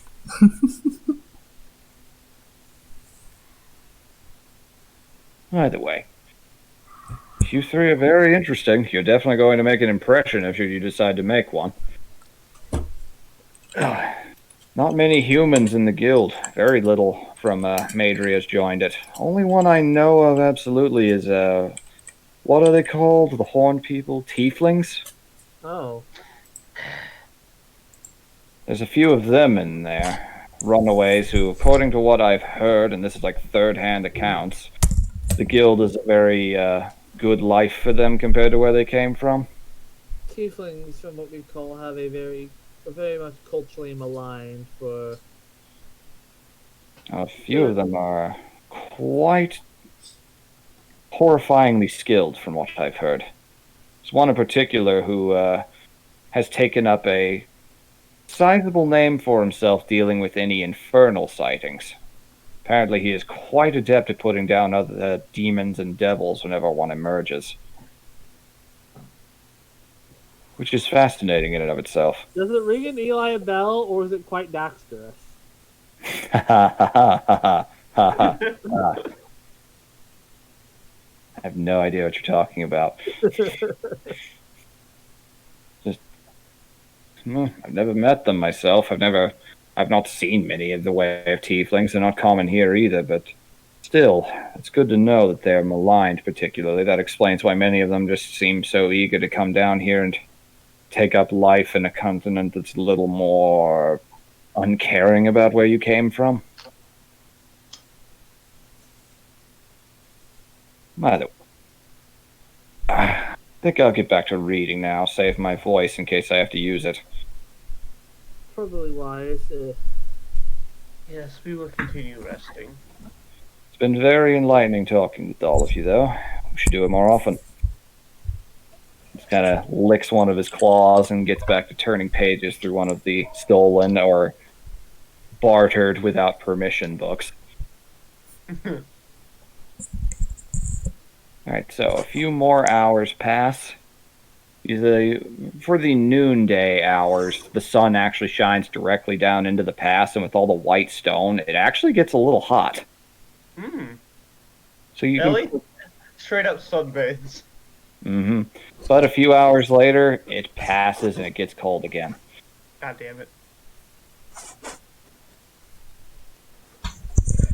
Now I just need to check and see how many things here. So, as it starts to get a little bit cooler in the day and everything, and you start to see the faint signs of the sky coloration of sunset approaching, Miguel just kind of looks and goes, "We should probably try to find a good camp spot before it gets dark. Probably wise. Somewhere a little more fortified. So survival, investigation, or Survival will work if everyone wants to roll it." Alrighty. Okay. So, come on. 20. Soft 20. Oh, 20, nice. nice. It's gonna be a terrible roll. Oh no, it's not. 11. Okay. 17. Oh. Okay. 17, okay, yeah. You guys, it does not take long. You managed to find a nice little slight offshoot in the side path. It's like a one boulder kind of bordering a little alcove with a slight bit of natural cover that's been borne out of the cliff. Not quite what you'd call a cave, but enough to where if it rained straight down, you'd all be out of it. So, this is as good a spot as any. Odd for something to come at us from above. Alright, good, good. Alright then, let us get some camps set up. Alright, so... Ellie will help set up camp. Yep, you guys managed to get everything set up. He's actually got Miguel has a very nice tent set up on his own for himself and his own use. You see the silver dragon pseudo dragon just kind of flip back down and land on top of the boulder in front of all of you. Just keep watch, if you please. I want to make sure nothing surprises us. It just kind of chirps in response and just takes up a sentry vigil, almost like a little winged meerkat. Aw. So you all settle down for the evening as the sun begins to set. You get a little fire going because it is very cold in there at night. Which I think we managed to make a fire without much trouble. Yeah, it's not too difficult to do. You've got magic on your side, and he can also breathe fire limitedly. Ellie lays as close to the fire as she possibly can without catching on fire. Absolutely. All right, so we are here now. First night, probably a couple more days of this to go before we get out. We made a pretty good time today. Can't imagine this side pass goes on for too much longer. If your friend Gideon was able to clear through it in that short of a time. Well, hopefully we don't run into anything that he didn't see. She's still looking up. Yeah, absolutely. She has an instinct to look up for some reason. Yeah. Yeah. Like, she has to do that a lot. It's almost like that's natural. It's almost just like night there's and fly. things on that island. It's almost like there's giant birds. One of the few things that preys on halflings, giant owls. Oh. You never hear them coming. Motherfucker. It's incredibly natural for Urana to look up. Yeah. All right, then. Well, given we're not entirely in safe territory, I recommend we set up a night watch as well. Kyra holds up a lantern. So that will be very helpful in that regard. It will not tip anyone off to our location, though the fire will do that as well, but that's still useful.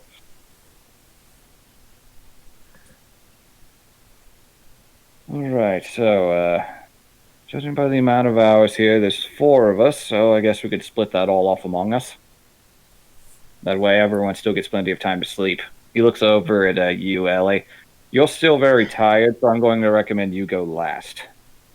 Thank you. That way you should be rested enough in the event something happens.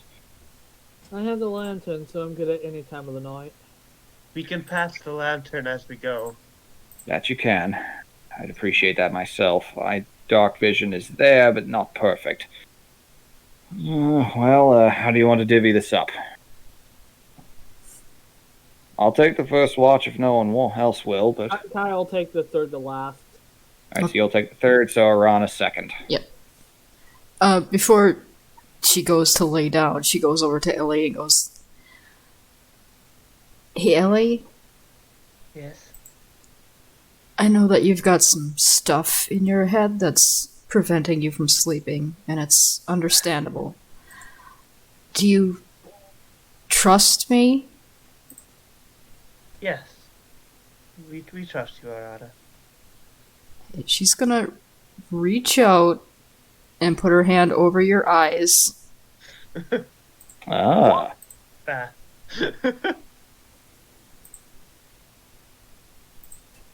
That's gonna hit everybody. Oh. Centered on a point I choose. I'm just gonna, choose only to hit Ellie with it. That's fair. I'll allow that in this instance. I will choose to fail. That is fine. Yeah. The stress in your head and all the roiling emotions, it's like they just go numb for a little bit. And pretty much every other emotion is there too. You're just mellow. Yeah. Her body just... she's been tense this whole time, just loosens and she... Figure since you're gonna be asleep for most of the time anyway, this is alright. I would have done it earlier, but, I didn't think it was a good time. She looks up again. Ellie looks up. What are you looking for? So, there's a lot of flying things that... You saw the parrot, and that thing could pick you off and fly off, and we couldn't do anything about it. Yeah, there's a lot of flying things, she says. Alright, I can also help with that as well. Since I'm on first watch, give me about 10 minutes before you all nod off. And he will ritual cast Alarm around the campsite as well. Ah, very nice. Thank you, Arana. Try to get some sleep. Yes, So- everyone. Everyone should. We are Well, away from... Kyra's like, was that a knock?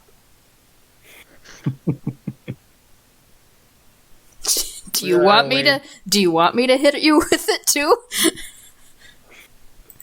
No, Kyra's fine, it's just... residual anxiety. Aw. Of the 8th kind. Mhm. I imagine since we're away from the ocean now, I don't have to worry about the nightmares. You do, as you nod off pretty much immediately after Arana casts that on you. I can say while you are sleeping, they're not gone, but they're very faint, and you'll just be aware that they were there, but you won't remember anything to do with them. Okay.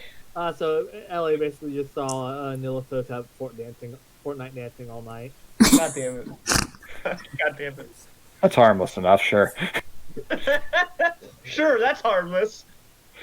Harmless enough. Ellie's poor psyche will never recover. Alright, so as we all You guys settle in for the first night. We can take a break here if you guys need to bathroom or get any food or anything. Yeah, I'll go check on some things real quick. Yep. I'm gonna grab something to eat. I will also grab a snack. Yep, I'll be back.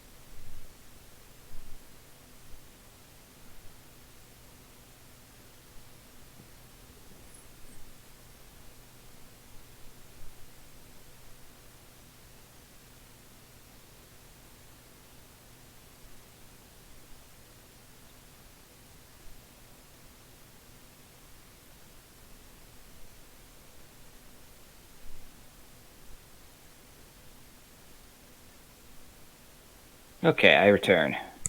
Welcome back. Is everyone here?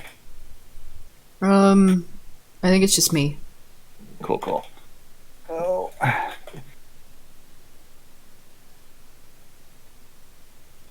Okay.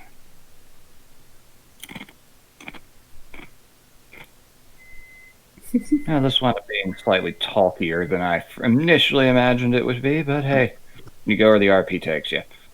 Yep. Welcome. Okay, that's just Nora then. She is in the bathroom right now.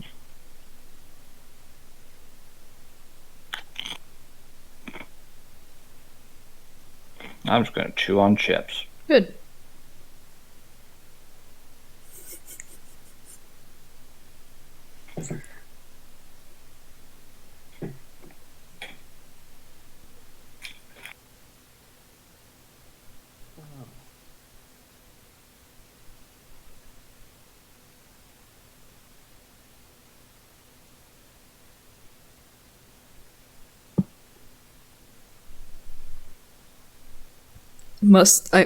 Irana must frustrate the shit out of Kyra.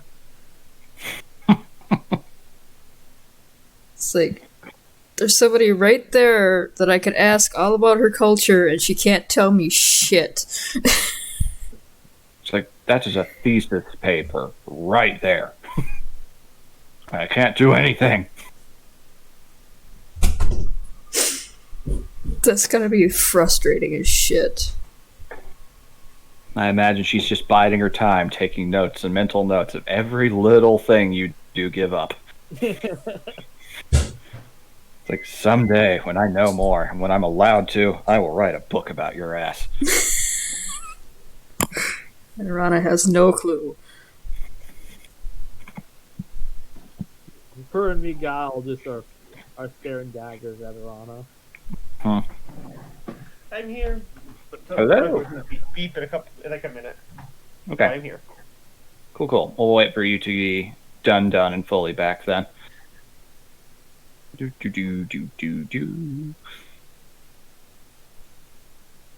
Elliot's temporarily not depressed.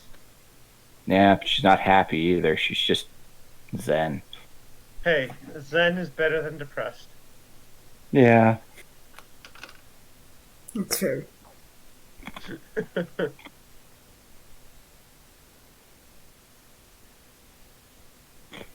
It technically only lasts 1 minute, but I'd say you'd fall asleep in that window of time, like, immediately. Oh, yeah.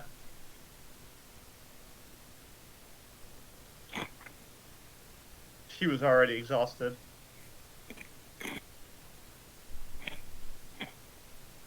It's like one of those things where you have a headache and the tension finally goes away and then you just pass out. Mhm.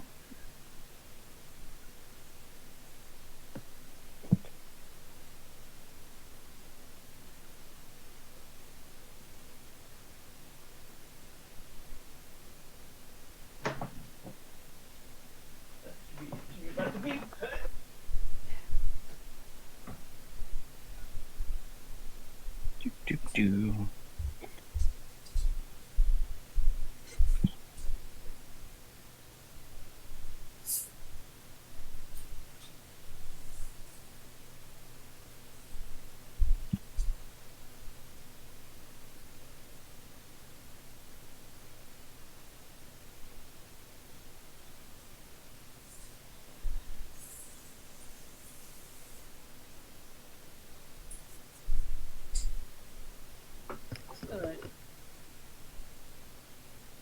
All right. Just wait for Nora to get back, and then we can get started.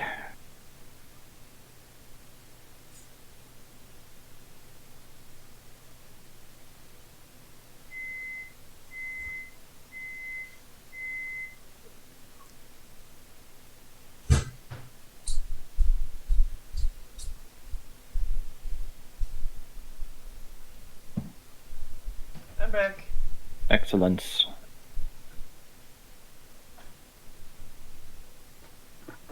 All right, then. Everyone's here. All right, so we can begin. We've got our night watches set up, so you all just lay down. It is eerily quiet out in the passes. At one point, Ellie would already be asleep. For the others, you definitely hear a screech identical to the Parrotin's one from earlier, but it sounds a long ways off. You hear Rana whisper really quietly again in giant Kyra. Yeah, you stay the fuck away, bitch. To what? I just came back. So, Irana whispered in Giant when she faintly heard the Parrotin screeching off in the distance. Shit, you stay the fuck away, bitch. She's not fond of things that are small enough to carry her off to eat. The dragon was fine because it wasn't going to be interested in her because she's too small. Paraton, that's in the range where she's going to get nervous. Alright, so that's the word bitch and giant. Briefly taking notes on that, just, okay, I've learned a curse word in Giant. This is real progress.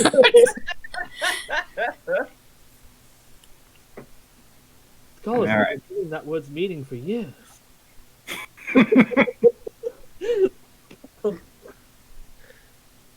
Jesus. Just filling in gaps of knowledge without even knowing about it. That's wonderful. Existence is doing that.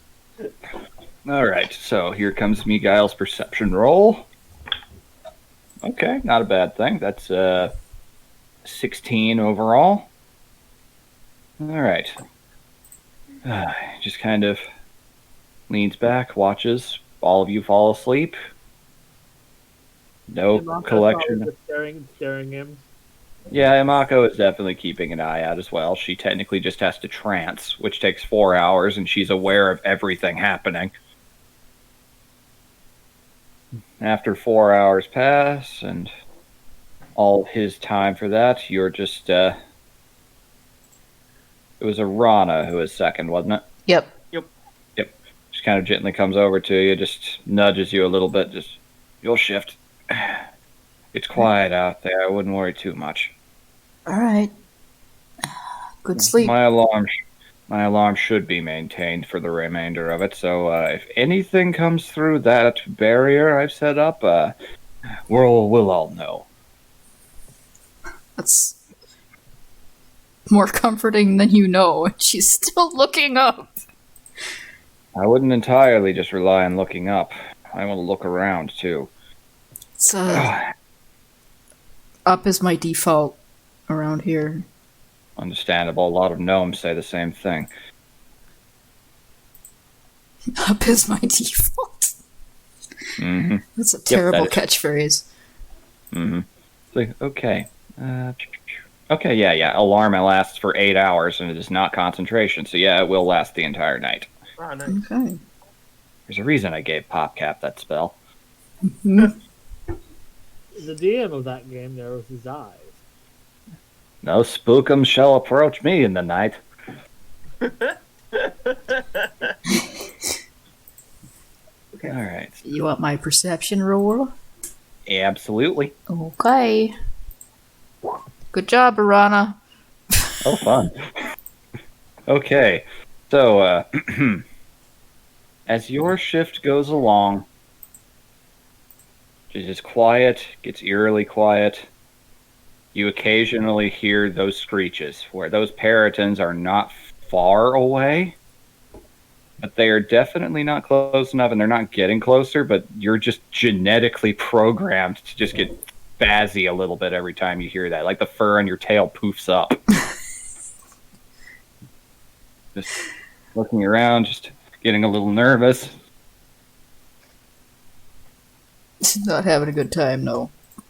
Mm-mm.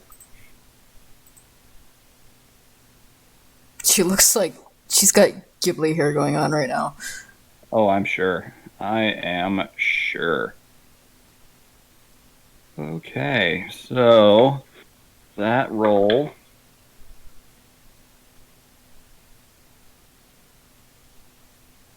So, does an 18 hit you? Oh, Yeah, probably. Yeah, it does. Okay, so, this happens so quickly that you're not even, you don't even have time to process it. Okay, so, yeah. You don't hear it coming. You don't see it coming. But you hear the alarm go off, which is the sound of the sound of metal scraping against metal. It is loud and it wakes everyone up instantly. And you all wake up to the sight, alright, of the firelight reflecting and Irana getting pounced on and pinned down by a very large cat with bone white fur that is shaggy and kind of matted. No saber teeth in that regard. It looks it looks kind of like a mix of what the fuck? Yep. Oh, I remember what these things are. Crag cats. Yep, so you guys all can plop yourselves down here. Rana, you are I'm coming. there you are. You are oh, I did not mean to do that. You are tall now. Wouldn't Ellie be over here since it's going close to the fire? You guys That's can right, arrange yourself however you need to. Alright, I'm so trying to fix my sheet. It's in the way of seeing things. there we go. You have been pounced on by this creature. The weird thing is, it is quiet. It is not roaring, it's breathing, it's really eerily silent. You just look up and see these glowing night vision eyes as it leans down and bites into you for... Let's see, that is... Oh. There's the right die. There we go. Okay, you take 9 points of piercing damage as this thing gets both teeth into you. Just The alarm sound drowns out any scream that would have come out as everyone wakes up to the sight of this creature, and you see the alarm spooking and startling another one of them over here on this rock, and that's going to be an initiative roll. Oh, Oh joy.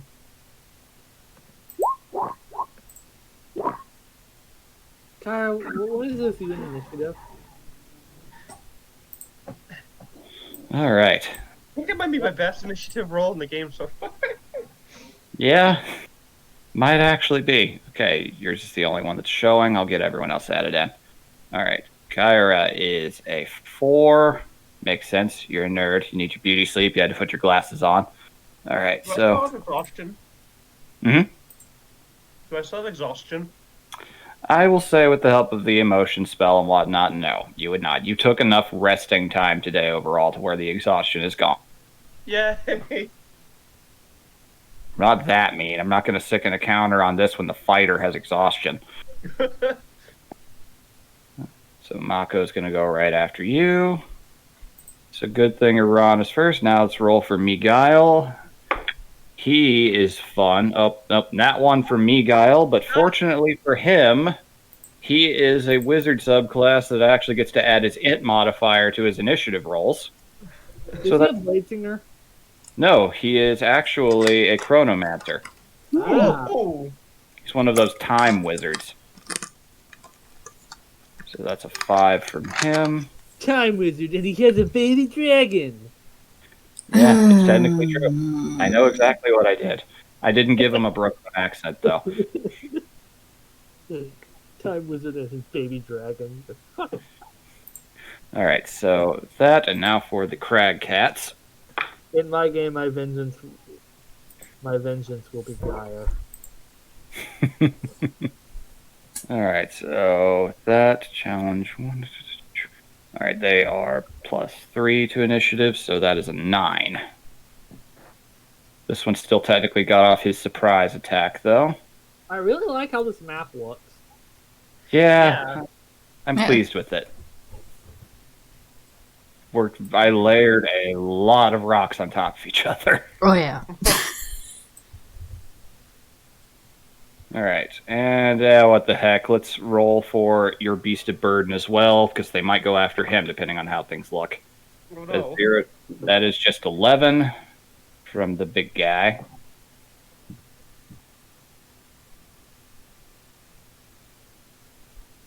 All right, go right below Ellie. He probably is not going to do too much, but still. All right, so with that, Irana, it is your turn. This eerily silent cat with the white fur just leans up, your blood dripping down from its face. That bite hurt. She looks up at it with a very incredibly unimpressed face. Misty step, very nice. Bye, shithead. Yep, you're up on top of the cart. And that's a bonus action. Am I able to cast another spell, or since Technically, that was no. You can cast a cantrip, though. okay. Cantrip is fine.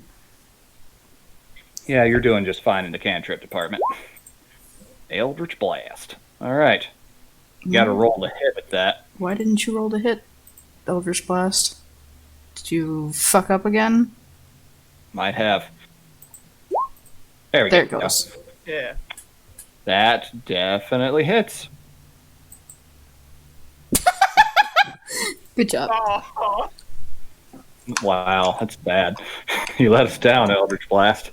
All right, so you're shocked, you misty step, and still kind of reeling, still adrenaline from that moment. You just arc out your hand and just this tiny little burst of energy. She's she's actually kind of like startled that she actually is over here. She's never done that before. She doesn't know where the hell it came from either.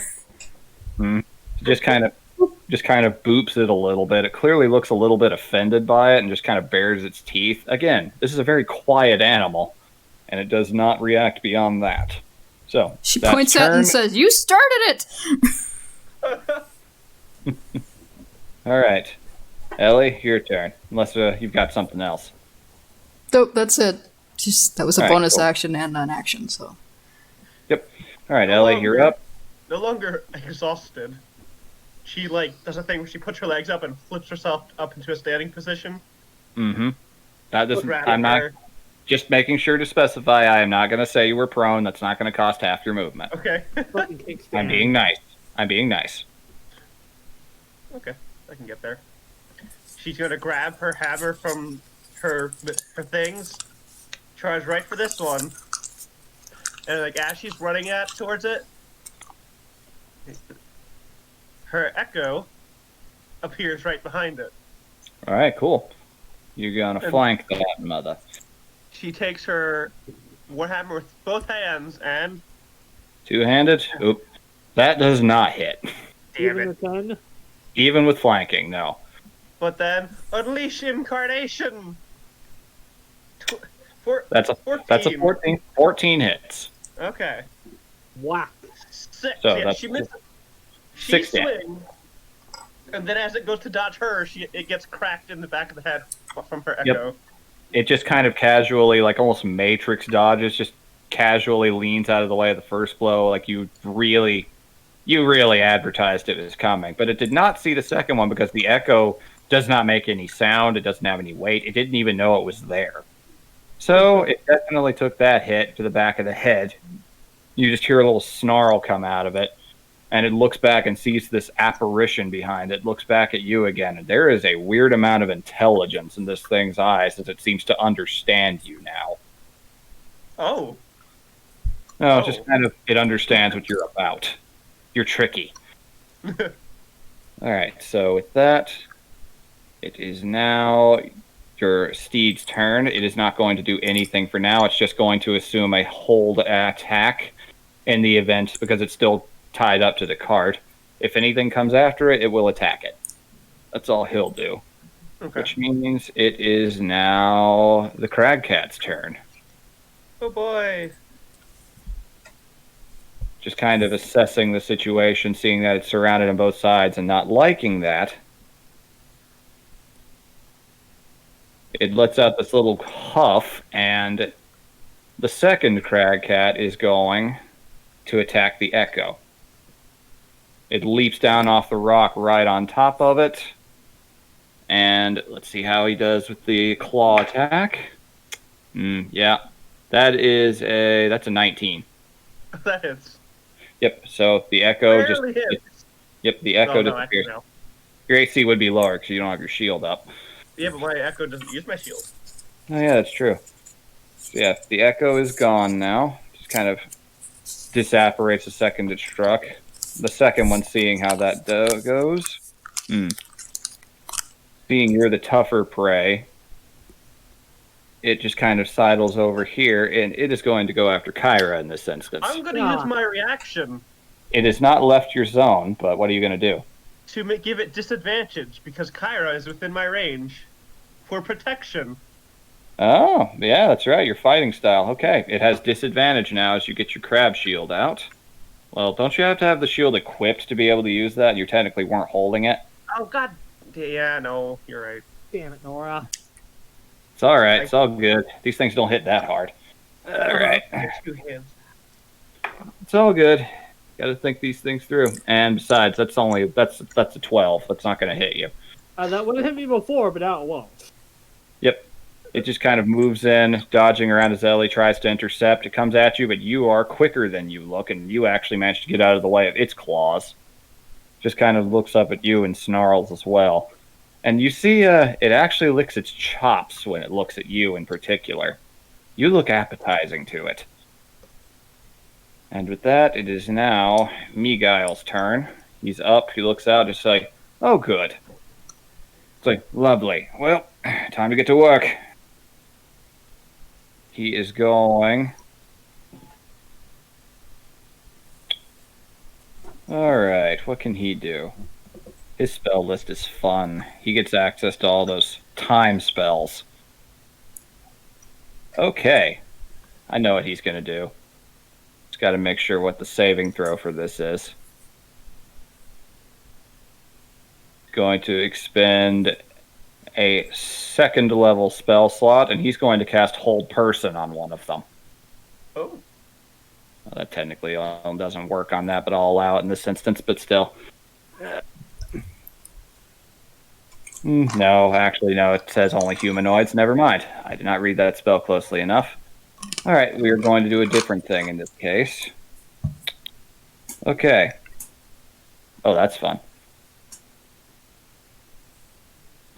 All right. We are just going to... Yeah. Save his energy for now. He is going to just do a firebolt at one of them. The second one over here. Ah, damn it. That's not going to hit. Just kind of stirs up, shoots off a little bolt of fire, and the cat just deftly dodges out of the way. There is something else I can maybe do. And runs over. Yeah. It's like, better not be off here by myself. He's going to yeet himself over here to all of you. Hello. Look, he looks between Ellie and looks between Kyra.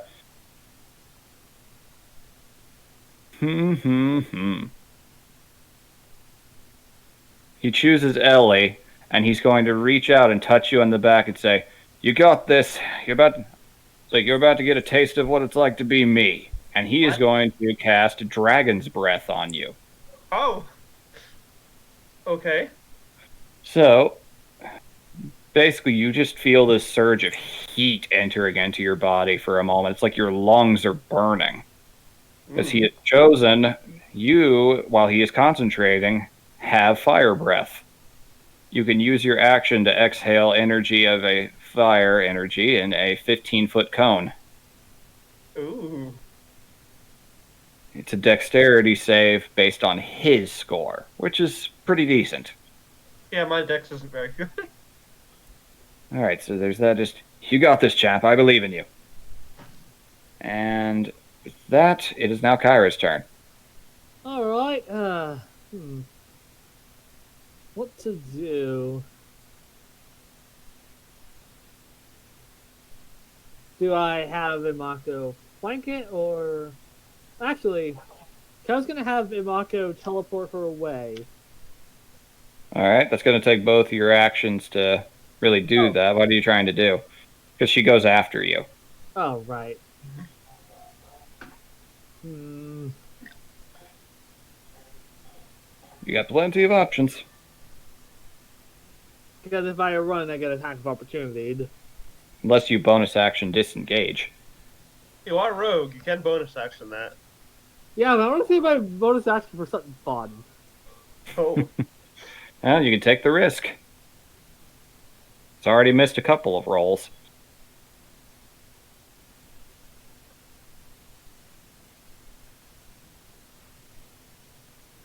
I do not want to be in this thing's range, so...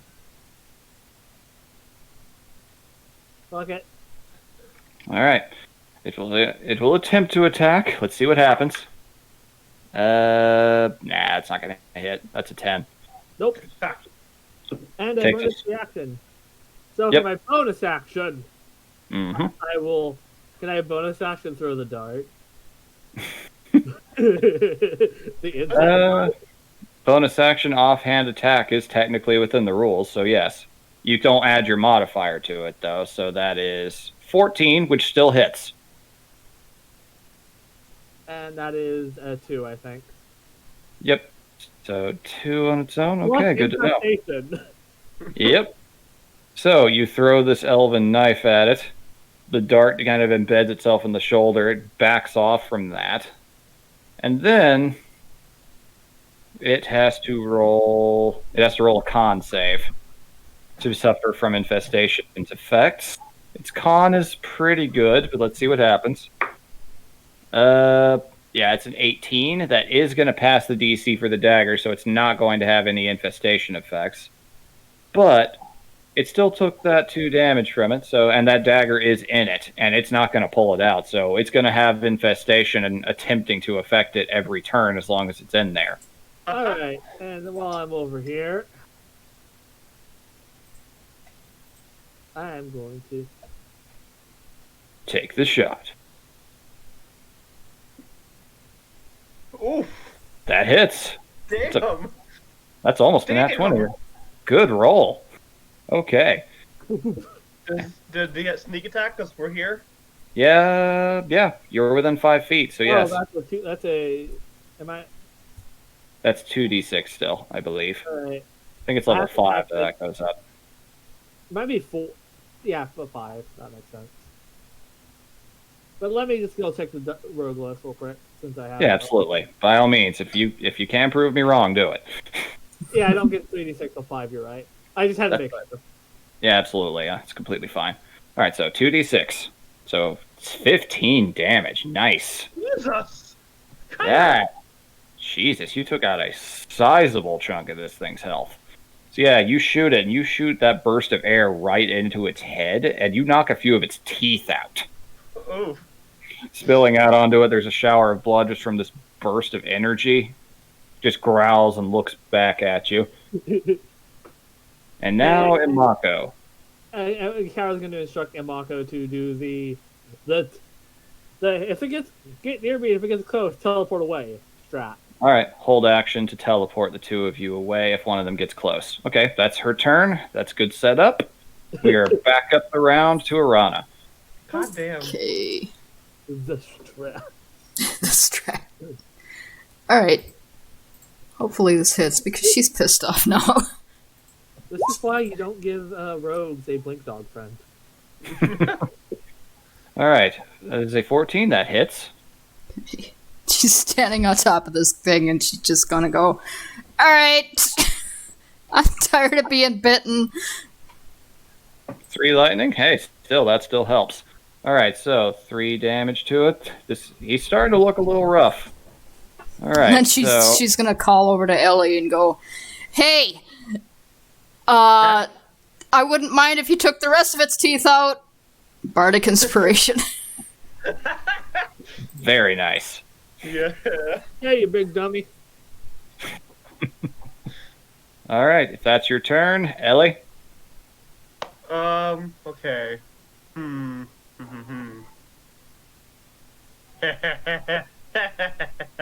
Ellie's gonna get right here. There. Is that gonna reach still? Yeah. And she's gonna breathe fire on both of them. Very nice.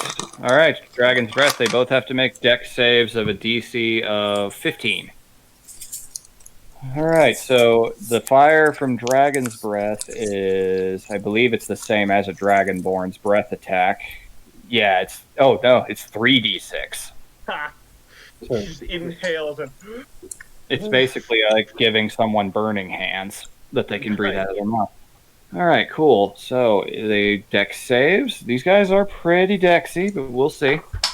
One of them passes. The other one fails. okay. So roll 3d6. 12. So 12. yeah, one takes 12 damage. The other one takes 6. Okay, so that one is minus that. Okay, yeah. Okay, the one that had the teeth knocked out of it, as you all just suddenly stand and just watch Ellie literally breathe fire out onto both of them, which I can't imagine must be quite the sensation for her. Oh, she loves it actually. She's like, oh, this is fantastic. Yep. And For being so cold for someone, this is great. oh, I'm sure. All right, so you singe off a sizable chunk of the fur. It's the one in the back that actually took the full damage. The other one that's up closer was a little more lucky and got out of the way, kind of ducked underneath it. Okay. But So he still looked pretty roughed up. Some of his fur singes. The smell of burnt hair is in the camp now. It's not fun. All right. all right. Bonus action. Hmm? Pop. Absolutely. The apparition returns again. Check one thing real quick. Do I need to? Okay, no, I have to attack to use that. So okay, that's it. All right, cool. All right, then. How long does fire breath last? It's concentration for 1 minute. Fuck it. Action surge. Oh. Fire breath again. All right, then. Is my echo okay with that? Or Your echo will take that as well, unfortunately. But oh god. All right. It turns into fire as sunglasses slowly falls over its eyes. It's gone no matter what save it As makes. its thumb goes, as its hand forms into a thumbs up. Yep. The flame. It teaches you. All right, the echo does apparate from the force. Yeah. Now, the other two, deck saves, well, that one fails, and wow, that was a 2 and a 3. They both fail.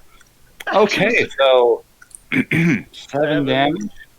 Nice. Oh, man, that was so close. This one looks fucked up. This one took a lot of damage, too, but it still looks a little bit in better shape, and it's starting to wonder if maybe it made a mistake. I wonder. I don't think it's used to things that can breathe fire on it. No, Dragonborn don't come through these mountains very often. I mean, Yeah. is anyone used to things breathing fire on them? Is anyone or, really? a fighter doing that twice in a row? That's like Eldritch Knight shit using Burning Hands. All right, so with that, it is now their turn, since all the Beast of Burden does is hold its action again. The cats are definitely... Ellie does have her shield out, because... Yeah. Yes, you get your shield out for that. I definitely can say that would happen. All right, so... Yeah. This one's going to take its action to disengage, and it's going to book it. So it will bolt off at its full movement speed and disappear from combat. Does Ellie get a reaction? It disengaged. Ah. Yeah. It did not want to take that chance. All right, so with that, it's just this one now. Seeing the other one run off and not looking entirely happy about that, I'm going to roll to see if it follows its companion or not.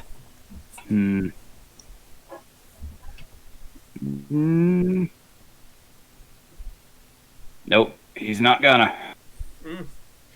Stands his ground and shield at it. Stands his ground, and he's going to charge the wizard. Oh no! Attacking Miguel. Poor little boy. Oh yeah, that definitely hits him. He's not in 5 feet of me. It's like, oh dear. And that is a bite attack. 7 points of damage to the wizard. Ah! And concentration. That's a nat 1 on concentration. God damn it. Dragon's breath is gone, and you feel the cold embrace of the night once again. Poor Kyle. He's okay. He's a high enough level and rolled pretty good on his HP. He's still kicking pretty good. And it's his turn now, so... Looks up at you, he says, you know what? I thought maybe I should save the energy. Maybe I should go for something a little more conservative. But you know what? I'm just that mad. And he is going... Yeah, that's going to be fun. He is going to cast... What does he have here? Nah, that's not really... Yeah, he's going to breathe fire on him. Just entirely on his own. So, he gouts out his own flame breath. And it fails the save. Just. So that is Dragonborn's breath attack. Actually, you know what? Fuck it. He casted Dragon Breath on himself, since that's technically a stronger version of it. He bolstered his own Dragon Breath. So he is going to roll 3d6 now as well. Wow, that's 1 point away from max. He was mad. This thing takes 17 points of damage. Ow. And it was already not great. Yeah, that's like almost half its health. This thing just gets scorched point blank. And just kind of failed back. The other saving throws too. Yeah, it has failed everyone so far. I'm back. Also, All Tyra right. recalls the dagger. All right, very good. You recall the dagger. All right, it's your turn now. Good timing. Ran away. Mm-hmm. Oh Yeah. god. When it ran away, it probably would have died from the infestation. Yeah, that's true. It would have. Oh no. Well, We'll see what happens there. yeah. All right. So you recalled the dagger to you, and it's your turn. So I step away from dinner. What's it look like? Did the other cat attack Mikhail? Yeah, attacked Miguel, and he used Dragon's Breath on himself to bolster his on fire breath, and it took a lot of damage. It took 17 points. All right, Kyra's gonna do since it's within 5 feet. Do I still get sneak attack? He's within 5 feet of it, so yes. All right, so Kyra is going to just do an offhand Elven Bug Knight. That hits. 5 damage. And has to roll con save. Yep, that it does. It rolled a nat 20 on that, so wow, first time it passed the save. So once again, the bugs are now just kind of swarming around it, and it just looks annoyed more than anything, but it still took that damage. Yep. Plus, Yep. Those hit. 7. Okay. So 3% that. How do you want to do this? all right, as I sort of throw the dagger, it throws it into it, hits one of the eyes. It back, and when I fire the light repulsor, it hits the dagger, forcing it in deeper. Ooh. Oh. Damn. All right. You just hear this resounding crack as the orbital socket just parts and rifts apart as it's cleaved in two by this impending dagger.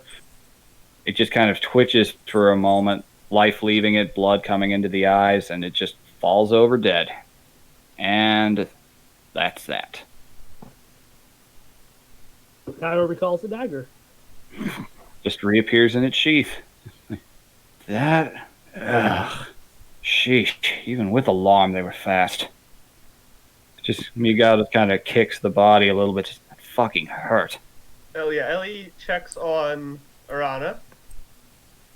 Are you okay? Where did it bite her? One, you're pretty small, so one went into the shoulder, other went in right above the hip. So you've got some nasty little puncture marks on those sides. Your tunic is bleeding a little bit. Ellie helps Arana. The echo helps Miguel. Arana's fine. She's standing there. She looks like her eyes are still glowing green from her magic, and she's pissed off. It's like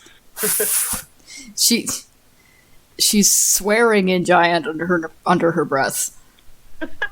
Ugh. Sheesh. Crag cats. Fantastic. Very strange to see them this close to the main road, though. They usually stick up to the higher peaks. What if there was something on the higher peaks causing an avalanche? Maybe. Hard to say for sure, but still, they didn't look particularly hungry. I think they just saw an opportunity. Things I mentioned that like preying on humanoids? Points right down at them.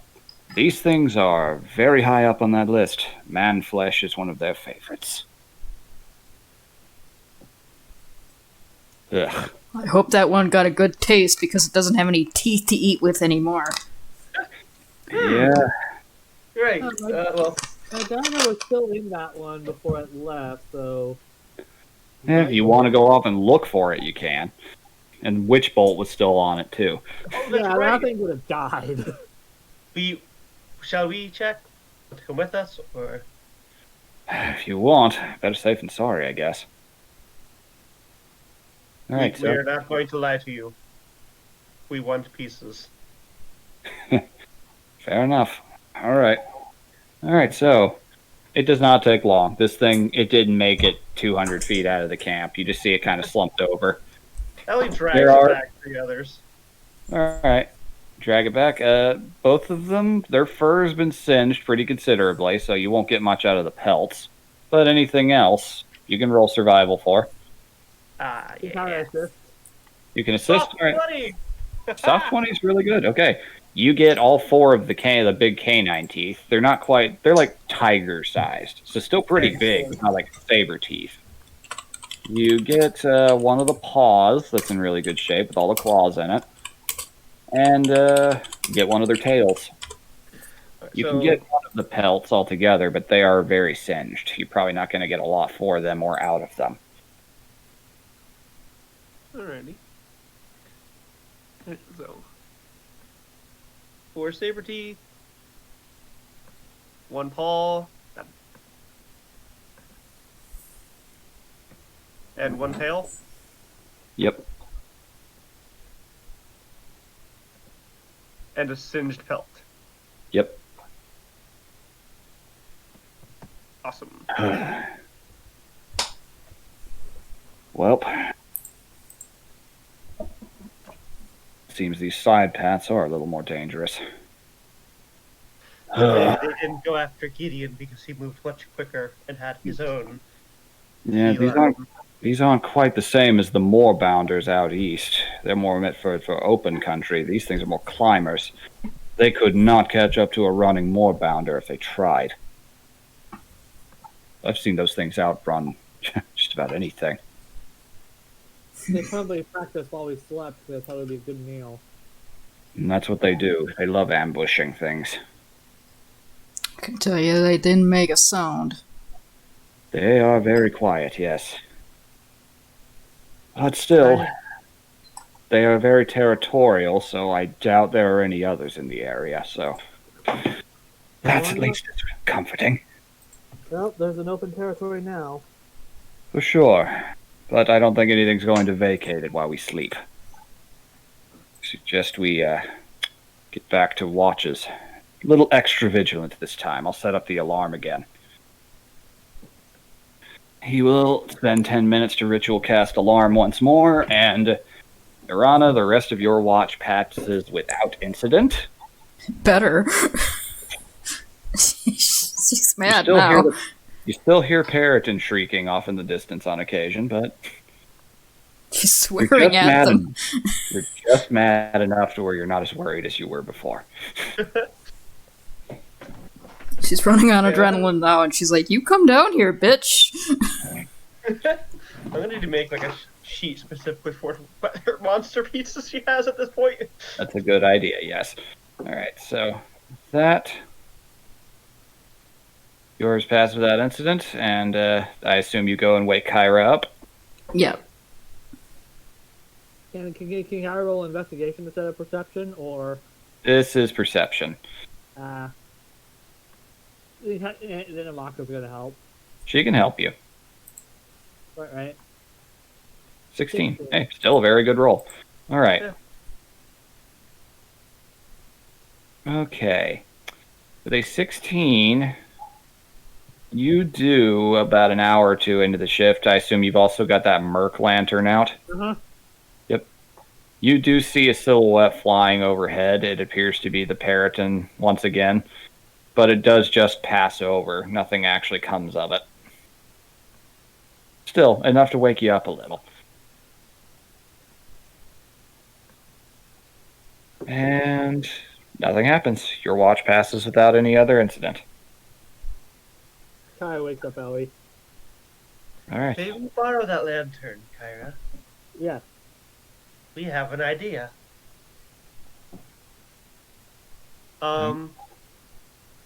So things that can see in the dark can't see the light made by the lantern, right?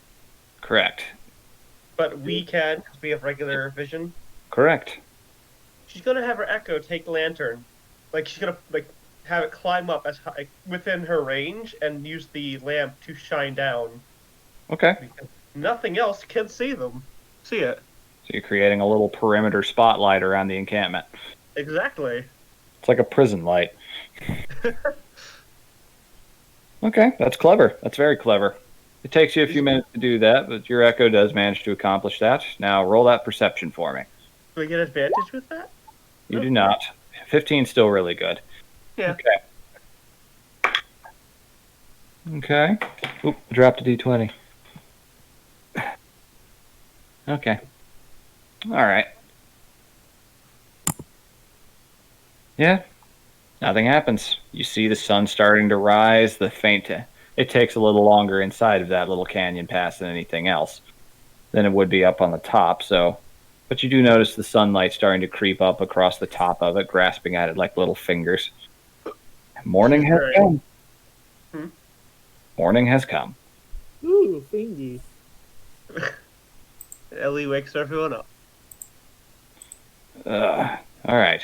You all, since it was only the second watch, that counted enough of a long rest to where you get all your HP back from that encounter. Okay. Yay. Don't worry about that. And spell slots as well. I'm being kind.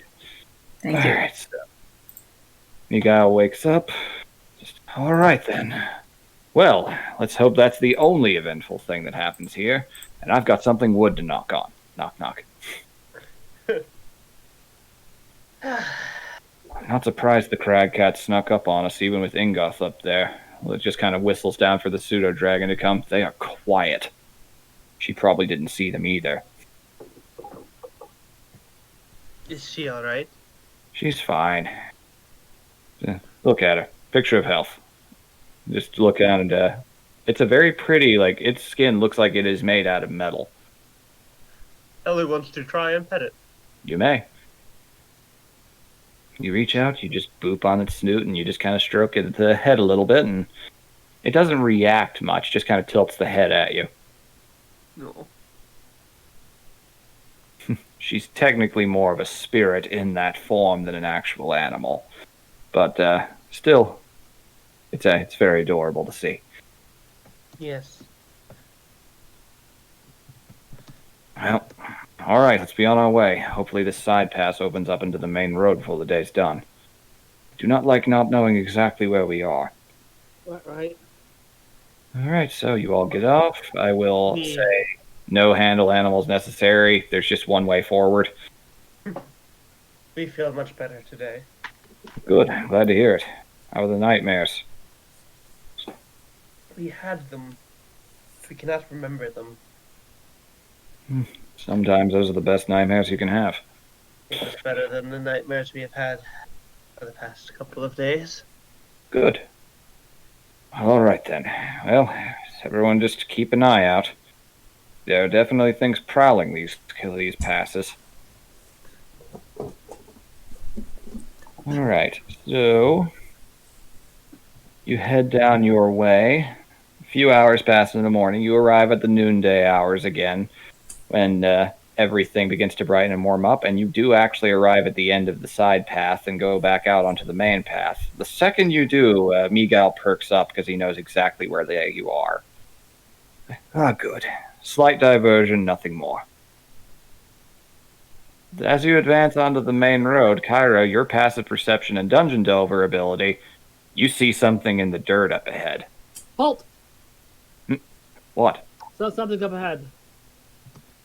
You see what almost looks like a gravel speed bump in the stonish road, well, largely loose rubble road.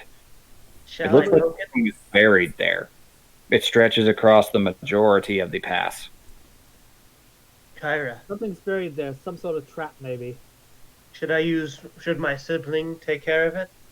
I don't want to trigger the trap, so maybe don't. It might be a rock slide trap, for all we know. Fair point. I'll have Ingoth take a look. She's very light. I'm gonna look up at like the mountain ridges, try and see if there's anything looking down at them. Roll perception check. Smell any? Hey, Marco, you smell anything? That one. All right. You roll in that one. Okay, let's see what happens here. Kyra's gonna ask Yamako if she smells anything first. I will roll a perception check for her as well with advantage since it's smell. All right, Ellie. As you look up and investigate, a little bit of dust gets in your eye for a moment. God damn it. Ah, ow, shit. And Mako, meanwhile. Okay. Okay, that's much better than her first roll. She just sniffs around, kind of gets down off the cart, and starts walking around. Something was here, and it smells horrifying, but it's not been here for a while. This is on par with the sewer, going to say that. Alright, from what something really, really big, smelly, and apparently horrifying was through here. Smells like a sewer. It's like, smart enough to lay traps. Sounds like an ogreoid thing to me. Still, though, Can I roll? Can I roll a check to see what kind of trap it is? First of all, investigation. 18. All right, it's not too difficult for you to see it. It is decently well hidden, but you notice the slight rise was unnaturally even. It's shaped like a speed bump in many ways.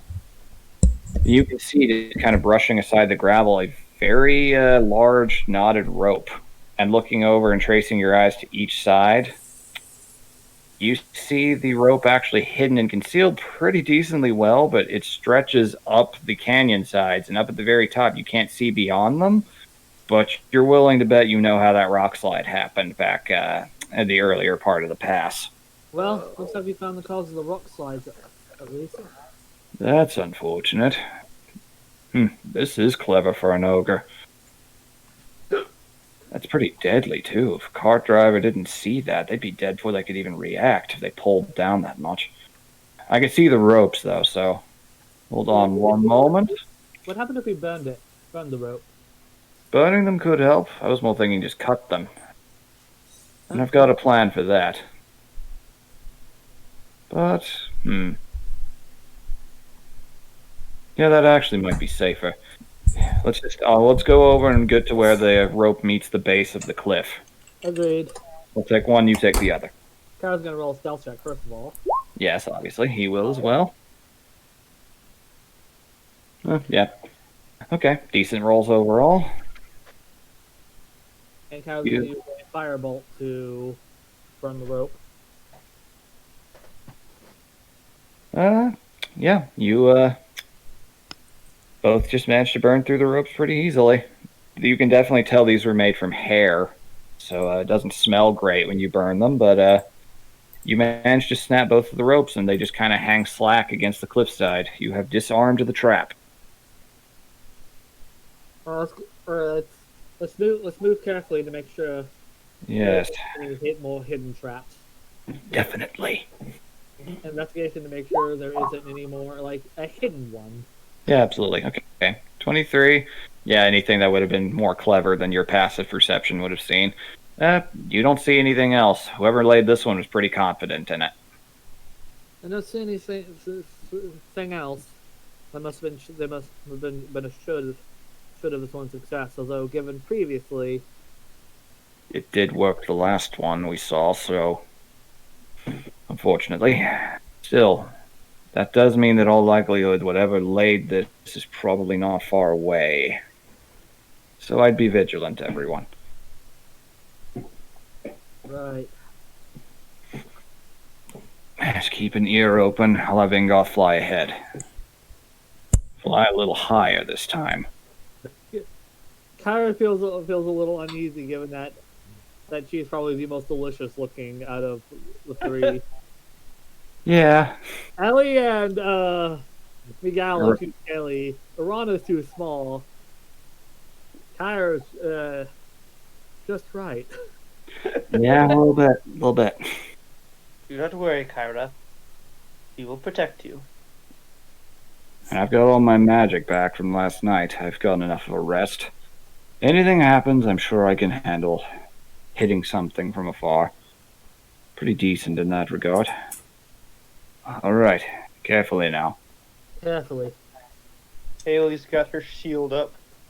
Everyone roll perceptions for me. Ramako, I'll roll with advantage. Okay, wow, 19 on the die for Ramako. 18. 13. Nice. Okay. That actually makes sense. Okay. As you all are advancing down a little quietly, trying to make sure that everything making as little noise as possible, but it's not possible to be silent. There is loose rubble on the ground and pebbles and whatnot. The wagon does make noise going across them. But the wind suddenly changes direction and starts blowing towards you, and you get that horrible smell. All of you do. Ooh. It is like the worst BO you have ever smelled in your life. Ooh. We do not like this. That is... Oh, Oh, wow. I almost missed the sewer. Somehow. So yeah, this smells like an ogre, alright. Ingot's going ahead. Let's see what she sees. Just kind of closes his eyes and enters an inert state for a moment. Opens them up after a moment. It's an Etten. What? That. Great. Oh. Just one of them. The heads are arguing with each other very loudly. I assume we'll probably hear them soon. From the sound of things, it's waiting for the sound of the trap to go off. It's perched up on top of one of the passes. So it's not going to be easy to hit. But I did see, just before we reach it, there is a slight cave. Don't know where it leads, but could potentially be cover. Could wait for it to leave, or we could ambush it potentially. Either way, admittedly, if we don't at least scare this thing off, which is going to be hard, most likely that we're going to have to kill it, it's going to keep making things hard in this mountain pass, and your governess did say that they're planning on sending workers out here when it gets warmer to start building that railway, didn't they? Yeah, so we need to take this thing out as quickly as possible then. Yeah, definitely. I do not like the Hold thought on. of that. If it's on the passes, is there any way to turn its trap against it? I mean, Like make it fall down into the canyon. I'm not sure. I didn't see if it had set any of those traps. It was just sitting and waiting and talking amongst itself. I should specify for those of you who haven't seen one. Ettins have two heads. What? Yes, one just kind of gestures on one side of his neck. Imagine if I had another head right here, both my heads kind of out at an angle, and imagine if those heads couldn't stand each other and constantly bickered. That sounds terrible. They are. Explains the smell, too. They, culturally believe bathing to be wrong. And why would anyone do it in their head? It baffles them. That is. And there's probably no reasoning with it. No, it's setting traps to eat people going through these hills. It definitely is not safe to leave unattended right now. So, An ambush would be wise. if it's waiting for the trap to go off, maybe we can set our own trap for it? What do you propose? It's waiting for the sound of the trap to go off. That is true. Would it be smart enough to know that it didn't go off if it didn't? If it only hears it? They're not particularly bright. So if I set a sound off, that would sound like the trap going off. Would it come down here?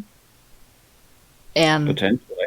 The sound would echo in this pass. It would sound far away enough. And then when it comes down, we spring its own trap on it. Not a bad thought. That's Not a bad strategy at all. would we be able to do that, Kyra? She looks at her because you're the one that disabled the trap. Would that be possible? I also have rope, but if we can do a large some sort of blast or something at the top of the canyon when it's right on top of its trap. Yeah. I prefer we don't cause a rock slide in that regard, if only for the fact that that's going to make it harder for the workers when this is all said and done with. But if need be, using its own rock slide against it is definitely a viable strategy. If we wind up having to retreat and head back the way we came, because I will not lie to you, Ettins, they are incredibly strong. One of them could probably kill you with a single blow if it hit you hard enough. But their aim isn't particularly great. Plus, the two heads can actually converse with one another enough. Just don't expect it to use its brain to decide much of anything beyond just reacting to things. So, honestly, that trick might work. It's I So we don't. so we go to the cave and we stash our cot, and then we go back and The search cave the is ground. right up near it. It might hear us coming if we do that. Oh, all right. It is. He points over at one of the cliff sides. The cliffside further away from you. It's perched up there on that side. It might, if it's expecting the trap to go. If we hug that ledge as tightly as possible, it won't think to look down. If it thinks the trap went off, it might walk right past us. Worth a shot, but if that fails, then we're in for trouble. Yes, because it'd be right on top of us.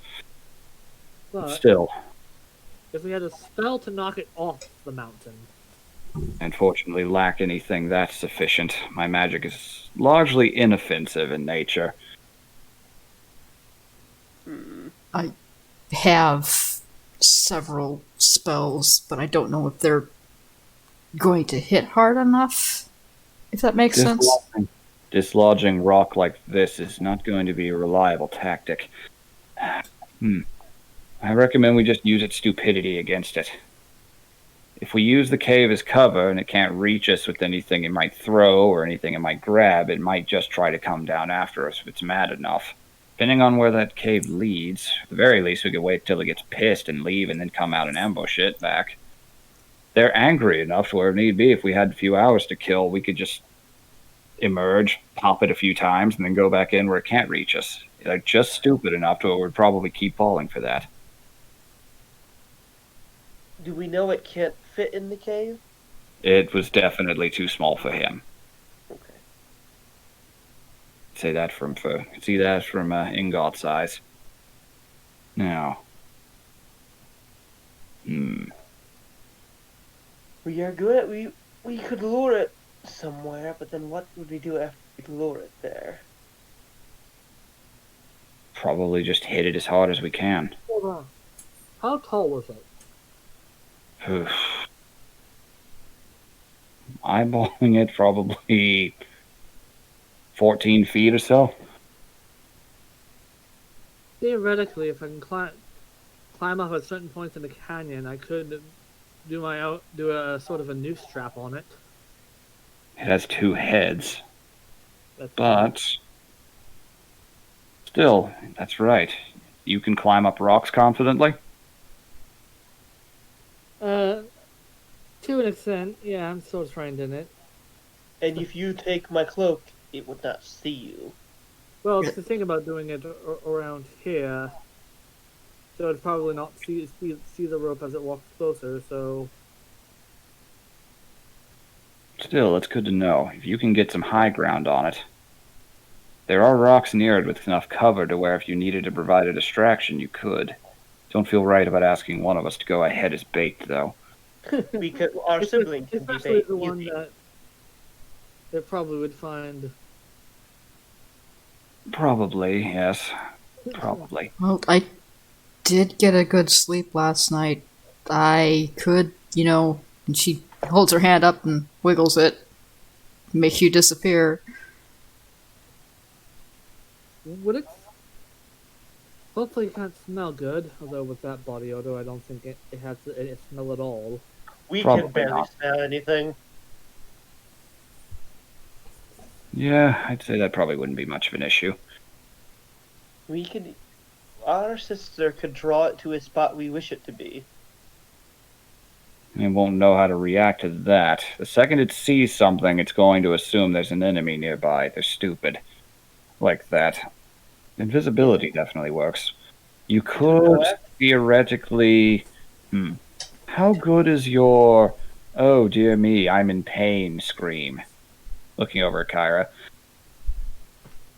Kyra's not much of a stage kid. That's fair, that's fair. I could probably. He's not particularly loud spoken. Fair point. Yeah, fair. Still, you can do... It will fall for anything that sounds like someone got hurt.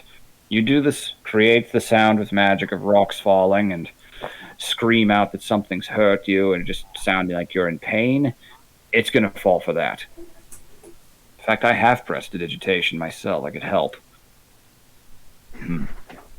And when it comes down, because we know it will come down with the sound. Oh, definitely. But what do we want to hit it with when it gets down here? Everything you've got as hard as you can. I can trap. climb up to where its trap is to make sure the trap goes the moment it comes down to the valley floor. All right, then. So we backtrack a little bit back to the trap, and it's going to take a little bit of time, but we hide the I cart. think There's no even chance back of in the anything. Roscoe to the dead Etten would probably do us all a bit of good. No, nobody would want an Etten this close to the main roads, for sure. Yes, it's a good plan. All right, let's move the cart back and do the rest of this on foot. I'll only make one of the sides go on top of it, so it doesn't. And is given its well, even given its size, it probably can move. In its rage, it's probably going to move all the rocks after it falls on it, anyways. It might survive one small rock slide, yes. Might not. Hard to say. Either way, good plan. Let's do it. All right, so you guys move back. It takes a little bit of time, but you do manage to move back out of the range of the trap to where the end would not be able to see the cart, leaving your creature and your belongings, and you head back, and using a combination of prestidigitation and a colorful theatrical scream from Irana. I would scream, but I'm pretty sure my neighbors could hear me. Probably. I live in an apartment, I understand. All right, so that goes out, and now we wait. Everyone just lean up. I need everyone to roll stealth rolls for me. Is Kyra invisible on the top? Yeah, Irana's gonna smack invisibility for Kyra. Alright, so Kyra's at top of the rock, so it can't see her at all. Miguel is on top of the other rock. Eh, All right. I'll also notice that Ellie has problems with stealth, and I'll hit her with this fucking.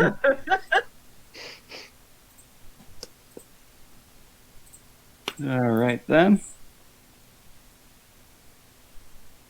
You just wait. It is dead quiet. Just bright noonday sun shining down on all of you in this mountain pass. Occasional breeze of wind blowing and whistling through the tunnel below. Boom. There's this brief moment where there's an impact tremor. You just hear this kind of bumbling, oafish sound, and you hear a couple of voices, and the smell hits you first. whoa. What are they saying? At this exact moment, they're speaking in giant. It's very broken, like hillbilly giant, but still. Oh, what are they saying? Your ears perk up and hear this. Just, Shorty, I keep telling you, Shorty, this is a good plan. It's a very good plan. Oh, it's good. Geez, I don't know, Thick. I don't know. This might not work so well. It worked the first time, but what if I just get smarty like that? No, Shorty, calm down. Calm down. And you see emerging out from the past, just casually talking, you see an Etten that is quite distinctive looking in many regards. One of the heads looks a lot older than the other. The hair is kind of gray, and it is drinking very heavily out of what appears to be a organ of unknown origin and has repurposed into a water skin. Huh. And the other head is very stunted and very small and just appears just to ooze anxiety on all sides.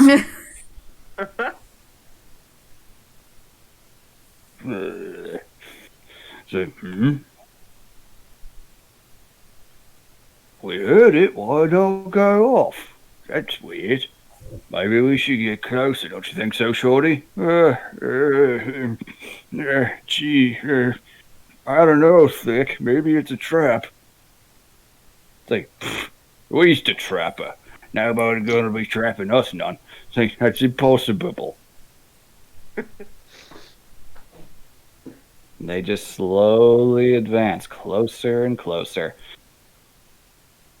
completely oblivious to any of you. Ellie aims with her gun. The moment it steps in where the rope would be. All right. The moment it is within range.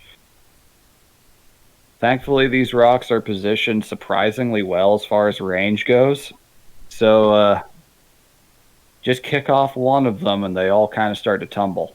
Just It just kind of leans down, reaches in, digs through the sand, the rubble a little, pulls up the rope. Just, that's weird. I know I heard it, Shorty. You been lying to me. Did you not hear it? Did you do this? No, Frick, I didn't do nothing. I swear. Say, wrong as usual. Sure. Wait, what? Just looks up and it needs to roll a dex save Oh. because rocks fall. Haha, their dexterity is shit. That's a 6. It's about to take a decent amount of damage. And will we get surprise round? You will get a surprise round in this instant, yes. All right. Because after Tyra kicked off a rock, she's gonna aim. All right, you take your bonus action to aim. Let me just see how much damage it does first. This might be enough, but it probably won't. I just got to dig out a few d10s here. Oh. D10s. We're dropping 2 rock slides on it. Yeah. After the rocks fall, the echo's going to appear right. Right there. All right then. This.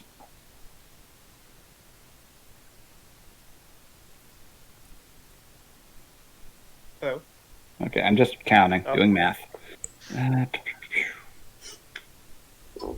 Roll those again. 17.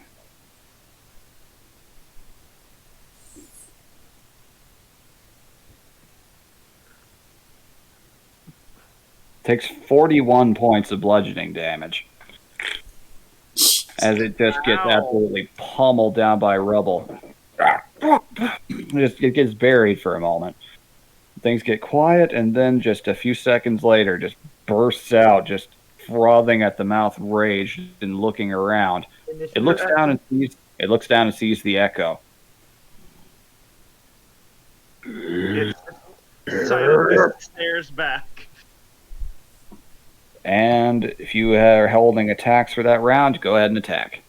All right, this is was advantage on my part. Although 19 hits. Does the echo count for an ally within 5 feet? I'm gonna say no. You can't see me anyway, so I can sneak attack anyways. Yep. True. 17 points. Okay. Abo. Nice. The Again echo with that. A heaven or hell roll. What the fuck? Okay. That's gonna be a plus 12, right? Because I need to It fix would that be 2-handed, so it'd be 3 plus 10. So 10, that's yeah. 13 points plus 17. That's really good. That's another 30 points. Damn. All right. Yeah, those 2 things. All right. So what happens? The repulsor shot hits it in the back of one of its necks, which causes it to trip over the boulders. And as it comes down, Ellie, you smack that thing into one head, so on the side of it, so hard that the other head smacks into the other one.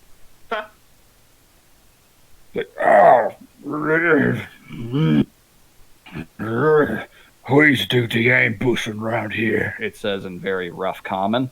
Is Miguel or Irana gonna spell? Beguile. Let me see. Yeah, he doesn't have much in the way of spells I could hit from that far except magic missile, so he'll just do that. Yeah, I'll just do it. One of these. That's still. Yeah, that's not gonna hit. Yeah. All right, so It's too Still- dumb to be hit by psychic damage. yeah, the Eldritch Blast just kind of hits the skin a little bit, and nothing really happens. Just kind of itches at it for a moment. Miguel does 5 points of damage with magic missile, which still is good in its own way. Just frothing red in the eyes. Just all right, shorty, let's fuck him up. and initiative. Yeah, is there a map for this or no? There is, as a matter of fact. 16, Kyra. Damn. All right. Well, so which mountaintop am I on top of? You are right here. Miguel is over here. Right. So it can't see shit from me. Nope. I will resize you all. This is a 4-square map. Drop everybody down. It's over, and I have the high ground. We do very much all have the high ground here. Okay. And I am invisible, and I'm not taking an action. Yeah, no. All right. And there's the echo. I imagine we left Namako with. Yeah, you can leave her to watch the cart, just in case something else happened. She could alert you with that. Miguel's up here. All right, so there's the initiative rolls. Very nice. Let's roll for the other two. Nat 20 for Miguel this time. Jeez. So that is, with his int modifier, a 24.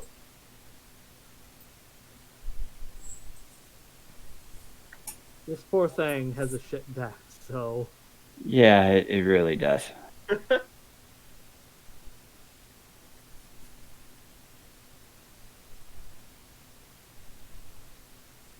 All right, let's add everybody in here. I'll get some music going. Okay.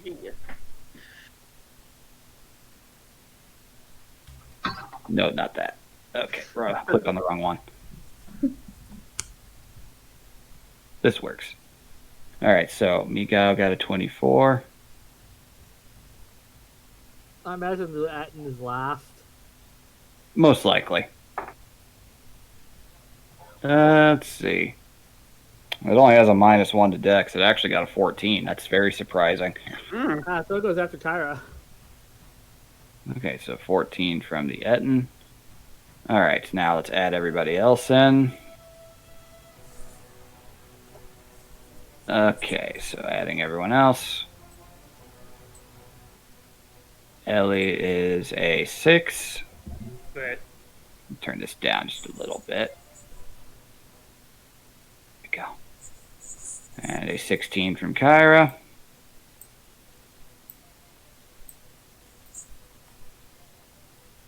I'm going to move you for just a second. It's not letting me select add turn on you. I'll move you right back. Go. 14. And Arana is a 5. So I imagine that after the rock slide happened, in its rage, it pushed aside all the rocks back to the canyon walls. Yeah, it pushed the rocks aside pretty hard. They kind of went flying. Not enough to actually hurt anybody, but still. All right, so Miguel's turn first. Let's look at his spell list once again. All right, then. And let's see. So I was going to save this for a special occasion in case I needed it, but honestly, I think this might warrant that. He's going to pull out a spell scroll.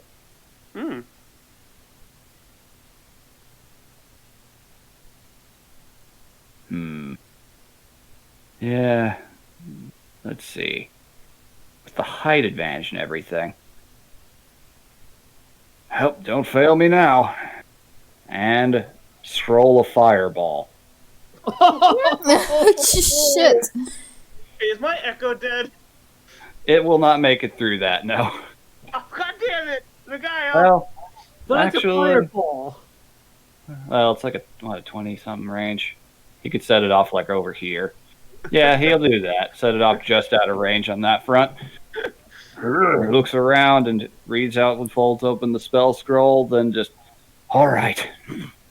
Just points down at this one little spot. You don't see anything for a second, and then just boom. Just this massive concussive force that rattles the canyon.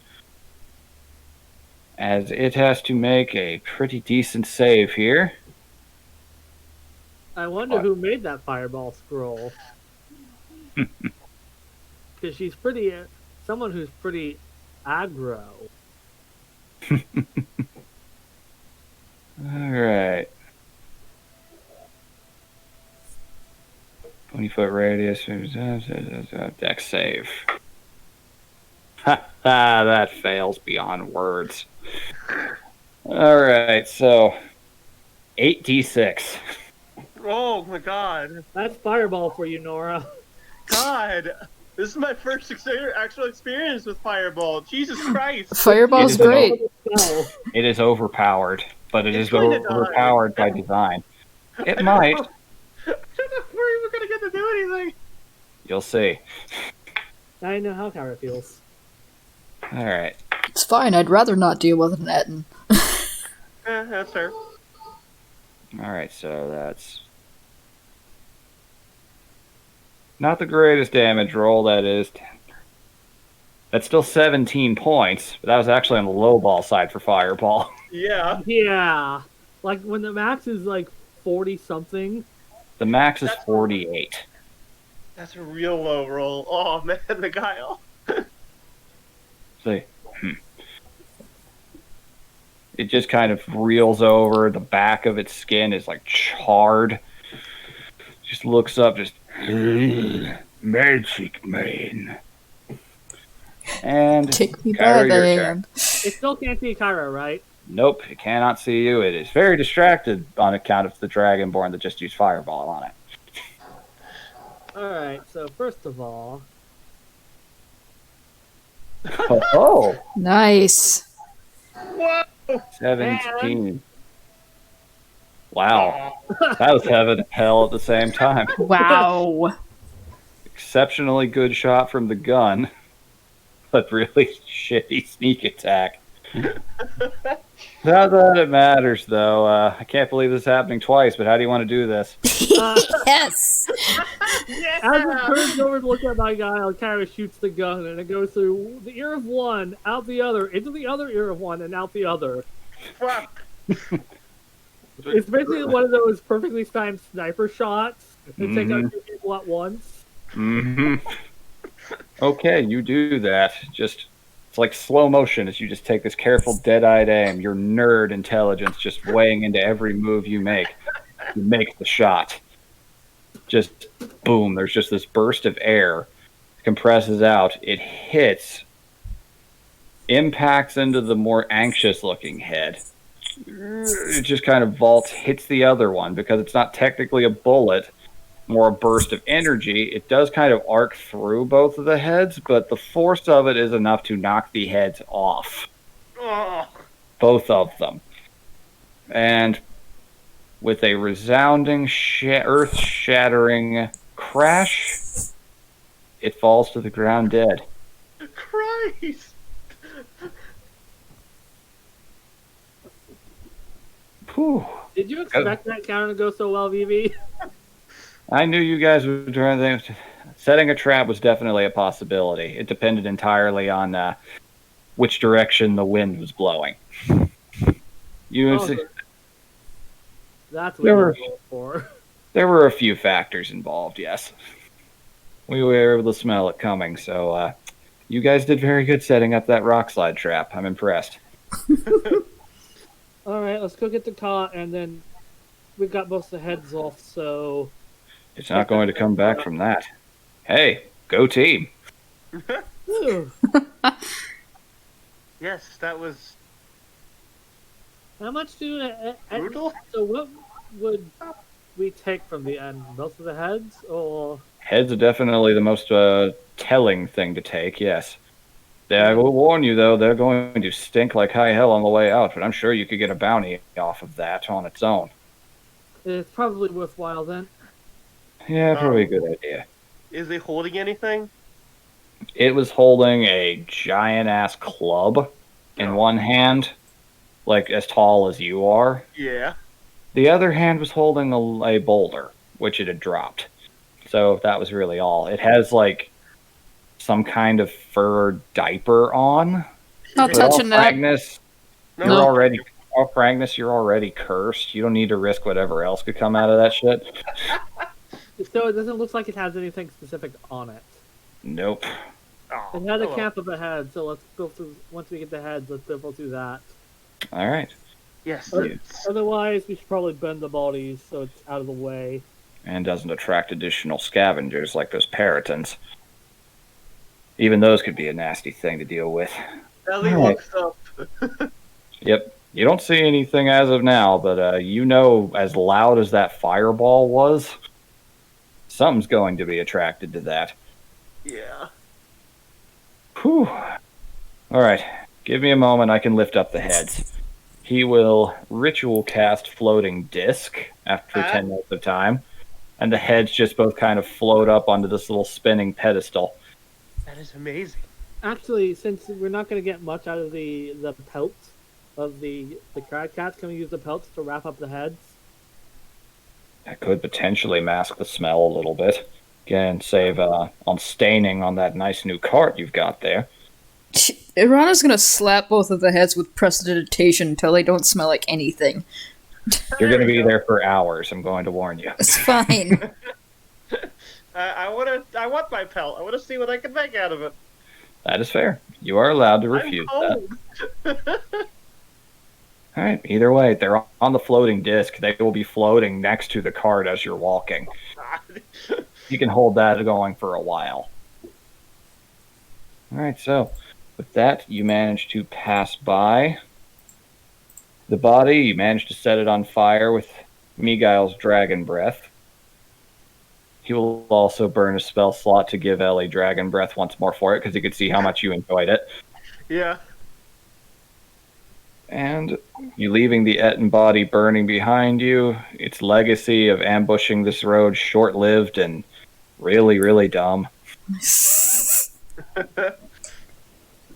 Now about that camp. Kyra, climber, monster slayer. You manage to find a crude enough campsite up ahead. You can actually tell it's there by buzzards flying overhead. No peritons, though, thankfully. If you wish to climb up to the cliffside and investigate, you may. I will do so. All right. There sure are a lot of bones up there. A lot of bones of varying sizes. Looks like even ogre bones, even. This thing looks like it wiped out a lot of the local competition. Well, good news. There's a lot of ogre bones up here, so it looks like this thing wiped out a good amount of the population. That's fortunate in a way. Ogres tend to be very resistant to there anything. is a lot of humanoid bones up here. See if you can find any effects of anyone, potentially. I was going to roll an investigation check on that one. Yep. And Mako's probably up there with her just to... She could teleport up there, yes. She'll sniff around. It doesn't smell great there. 18. Damn. Yeah. Gotta love that. Gotta love those glasses. These are good ass savers. Mm-hmm. Alright, so Demako rolled an 18 as well. She does not enjoy the smell of its campsite. Alright. You do not find too much in the way of effects. It didn't seem interested in them, but you managed to find a few bits of jewelry, a few pieces of clothing that are still intact, some of which still have slightly soiled papers in them. You could probably report people missing and having met an end from that all the same. At the very least, you've got proof that there were victims of an Etten attack in that pass. Also going to take notes of like every kind of remain I see that I can distinguish. Mm-hmm. The majority of it looks like they were largely ogres and things from that. Quite a few. There's not much in the way of it. You do see the bones of a dragonborn that are slightly more fresh. You assume those are that's the carriage driver that brought you all into Ithwich the first time. Her feels a little sick, and given that someone she knew the face of, and now just sees that. Mm-hmm. It's kind of yeah. Beyond that, this pass wasn't used too much, but you do see a few scattered dragonborn, a few gnomes, and let me see here. Let's see. There is one set of bones that's kind of peculiar.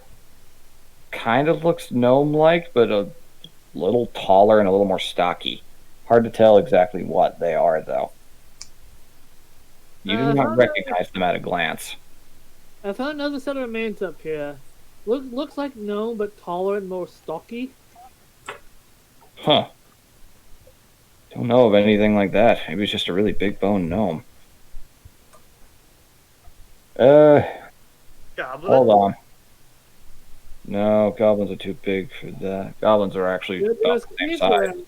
There's caves in these mountains that go real deep. Could it be something that came up from below? Ettins do live in caves. That wouldn't be too surprising. Maybe collect the skull if you're not squeamish enough. If not, I can do it. I will do so. I'll take what bones you can get. What I guess is a dwarf. Yeah, but above game, in game, you would not know that. But Nobody's ever made contact with dwarves. They don't come above ground.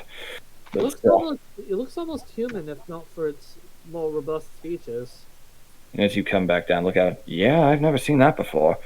Maybe someone in Marascus will know. Give me a moment. He makes a sketch of it. So, my mistress doesn't know what that thing is. I will find a hat-shaped thing and eat it. If Kyle was the first one to name it, it's Homo dwarviensis. Alright, and let me just roll one additional thing, see if it did have any valuables in its tent, in its, area that you could find. Yeah, just a few loose coins. Like, I'd say, maybe 15 gold's equivalent out of it. Not much. It was a pretty low roll. So, you get... It's up from 1 to 16, so... Yep. Definitely helps. Alright. So, with that Ettin left behind, the next 2 days of your trip are relatively eventless. No signs of any traps, no signs of anything living, no predators of any kind.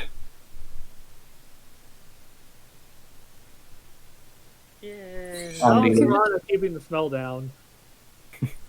You're having to do some rotations with prestidigitation. The smell somehow manages to come back. You're spiting us from beyond the grave, you bastard, she says. In giant, she's swearing at it under her breath again. As you are swearing, let me just see exactly how many words this takes.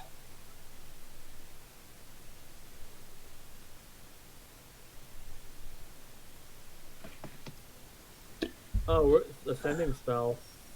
Yep. From who to who, I wonder? Just Probably checking the you. words out.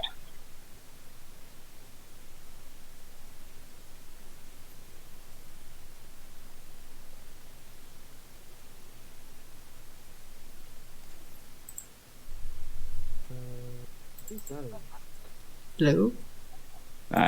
Just one moment. Just having to check the word count on something. Okay, well, while we go then, Yep. Do you guys have anything you need to do or say? Ellie is examining the crag cat parts. Mhm. I wonder what we could do with these. Oh, crag cats definitely. I mean, they're largely just collected items, but I mean, those are some pretty sharp teeth and claws. Very least, you could make some nice jewelry out of that. We might. We could do that in our short rest.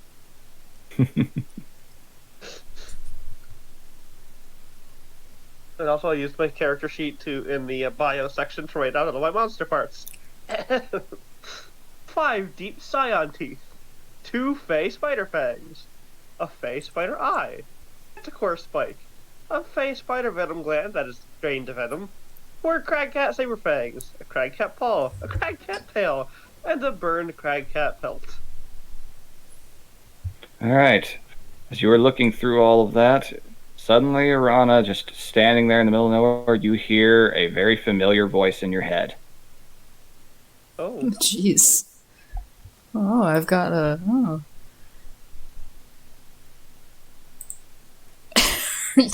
You see her hair do that Ghibli thing again, and her ears go straight up. Arana? It's like, okay. Can't do that back, Dad. You actually are allowed to respond. Yeah. You are allowed to respond to that. How many words do I got? You get 25.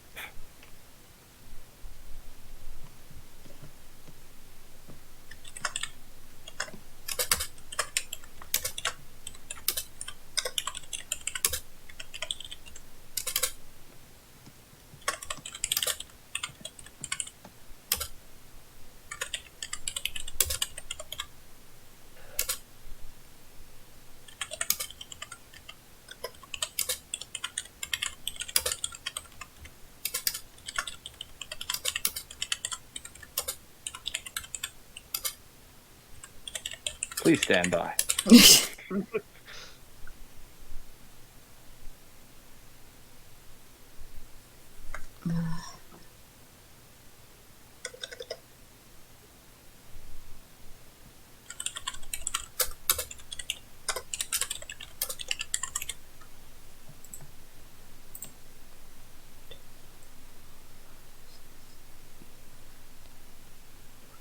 I will say, you do not know how many words you have, so if you go over it, that would be pretty organic, too.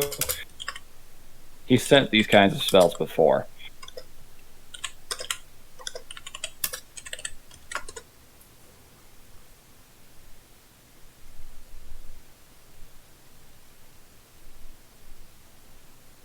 All right.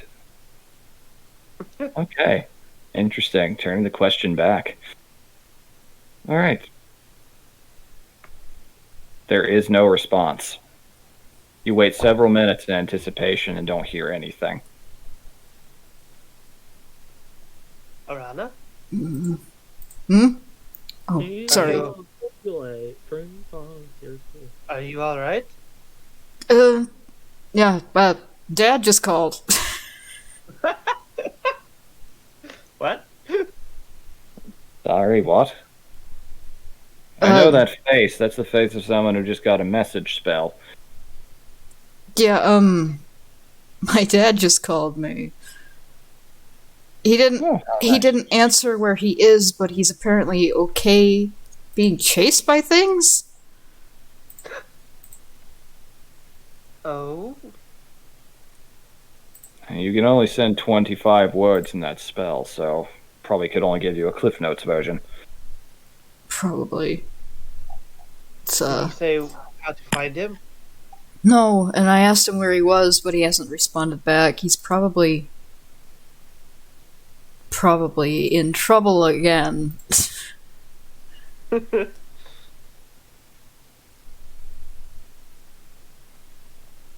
About But- an hour passes. Okay, just go ahead. At least I know he's, you know, He is alive and safe. Well, alive. well, I wasn't worried about him not being alive. Like I said, he's deceptively dangerous. She looks off to the side as she says that. Mm-hmm. It's like, quite the curious life you lead. You must meet your father one day. Oh, God.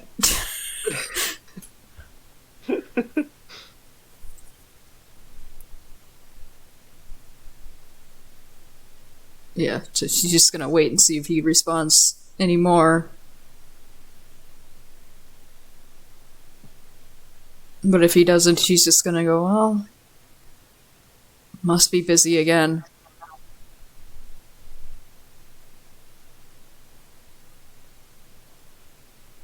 Hello? Yep. Hello.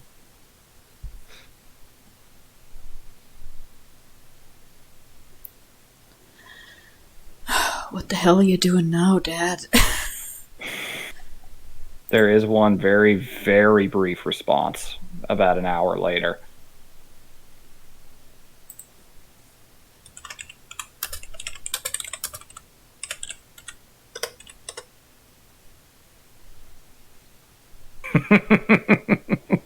That is actually what you send back? Yes. Okay. Alright, cool. Alright, so Irana, I imagine you look a little less settled than you were before. She looks at after she gets that last one and sends back her message, which everybody can probably tell exactly what that is just looking at her face. She goes, What? Kara, what's a horse? A horse? What's a horse? Would I know what a horse is? You would know what a horse is, and you would know they are cursed, and no one should ever get near them. Well, there was some sort of riding animal that got cursed. Yeah, elves did it. That should no one ever get near. Yeah, you ride on one, there's a chance you might get cursed and turned into a centaur. Oh, boy. What? His, Is your father riding one? his last message was literally, can't talk long, not this time. When you see me ask about a horse, you'll understand. I don't... Your father is very strange. Yeah. Dad, what the fuck? Those thoughts clouding your mind and confusing literally everyone. You almost don't even notice as you exit out the other side of the mountain pass and are treated to a lovely scenic vista of the mid-afternoon sun across a vast grassland stretching further than the eye can see. Oh god. Have I ever been this far south? You have been here, yes. You came up this way through the pass. You've been into the Commonwealth before, so you've seen this before. But it's still very lovely to see it again. You weren't paying too much attention last time. You were kind of in a hurry to get back and, let people know what happened. Not be dead. Mm-hmm. At And you least look at you- how that turned out. A quiet appreciation. Yeah, this is more land than you have ever seen all at once in your entire life. And she is giving it she is looking at it in awe. And you can faintly see on a nearby mountain pass, slightly covered, there is a peak that looks like it has been carved right down the middle, almost like into a pyramid shape. Very neat and angular, and you can see carved out of an alcove on the top, you can see faint lights and smoke coming off of it. I'll just kind of point, and there's our destination. Morascus? That's Marascus. You'll smell the smoke soon. This forge is going there at all hours of the day. Yeah, that's about right. It's a lovely enough place, though. A little rustic compared to where I'm from, but good folk there. Lots of curious minds, lots of inventive ones, lots of history. We are looking forward to it. I hope so. There's a lot to see when you get there.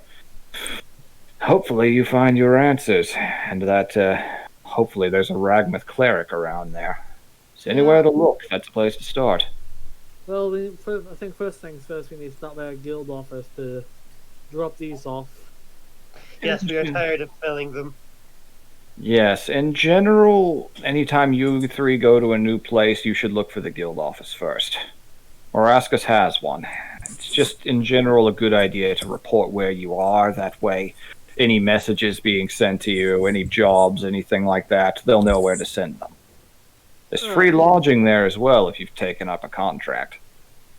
Which we were just finishing up one, so... You'll have your first night there should be free on account of little old me.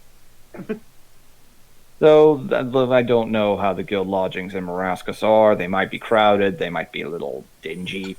But there are inns and whatnot. And you'll get your reward We from have lived me. outside for our entire life. It will be fine. I don't know how used to you to higher elevations. We have slept in trees. Oh, child. You have no idea what's coming, kid. And you advance across the plains, just watching the sunset across the mountains and painting the sky in a vibrant orange and purple that fades out more and more. You see the lights on the mountainside shining brighter and brighter from the roars of forges and people returning to their homes. You arrive at the base of the summit, begin advancing up to your next destination. And that is where we will end the session. Alright, sign off here. Yeah. Yeah. I will be right back, but sign off. So, hope you enjoyed that largely talky session, nerds, but I sure had fun. It's like, Yeah. come back next time and we're going to get into the thick of it in a new city with a whole bunch of new weirdos to look at. Till then, good night, nerds. Take care of yourselves. Wash your hands. Don't Wear a fall for mask. don't fall for Darth Doritos' lies.